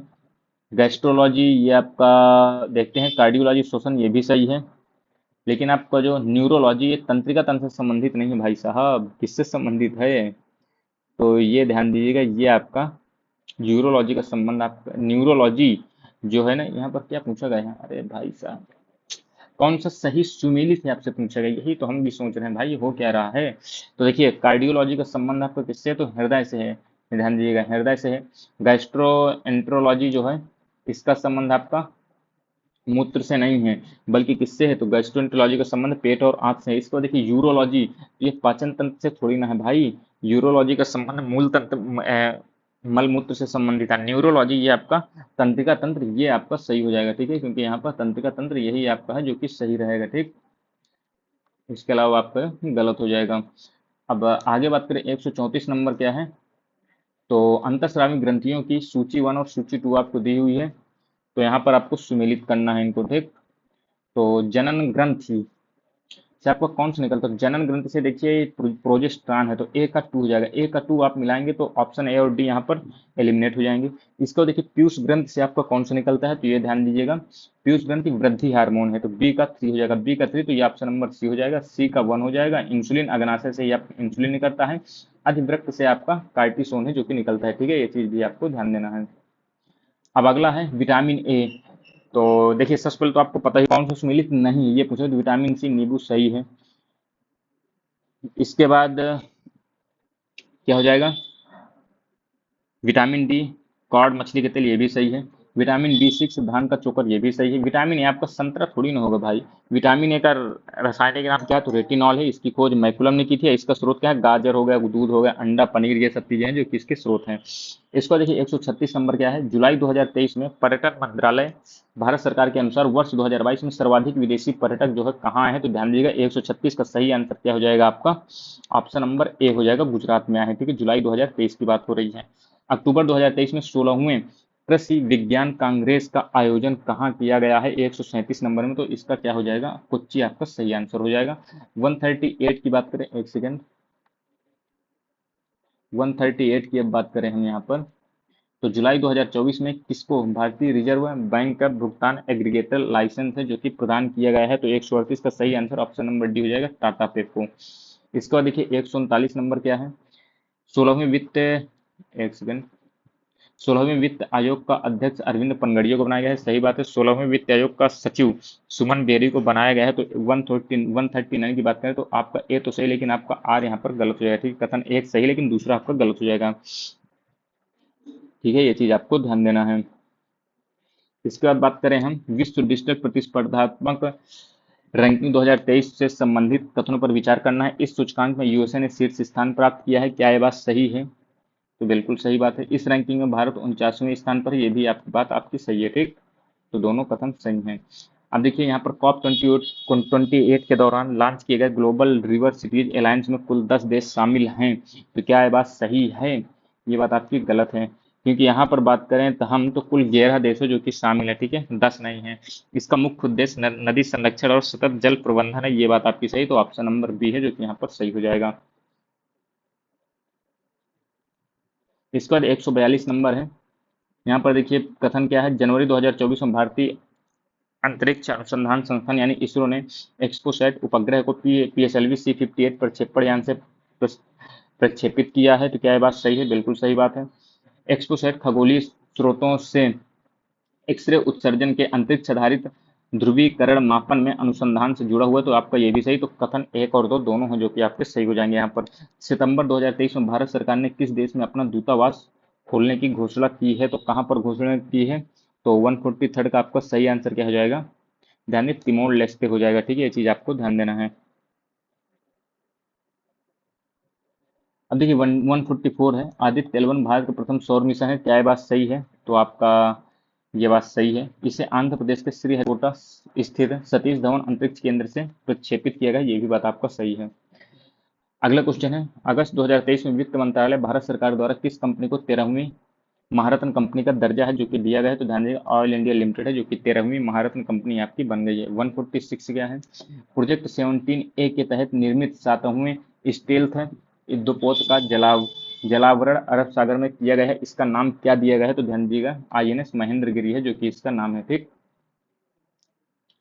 देखिए INS इम्फाल प्रोजेक्ट 17A के तहत निर्मित एक युद्धपोत है, यह पहला युद्धपोत है जिसका नाम उत्तर पूर्व के किसी शहर के नाम में रखा गया है, क्या ये बात सही है, तो ध्यान दीजिएगा दूसरा सही, लेकिन आपका पहला आपका गलत हो जाएगा, ठीक है, ये चीज आपको ध्यान देना है, क्योंकि ये प्रोजेक्ट कौन सा था, तो प्रोजेक्ट 15B था, ये चीज आपको ध्यान देना है।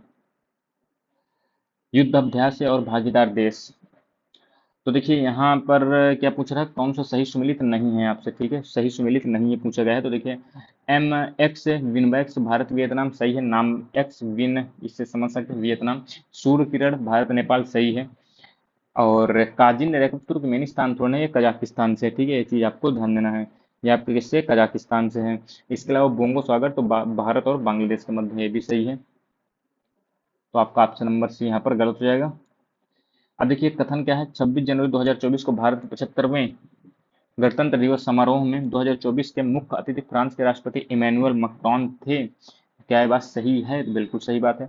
भारत लोकतंत्र की जननी विषय पर झांकी ने गणतंत्र दिवस परेड में प्रथम स्थान प्राप्त किया है। तो 149 पे ध्यान दीजिए, कथन एक और दो दोनों ही जो कि आपके सही हो जाएंगे यहाँ पर, ठीक है।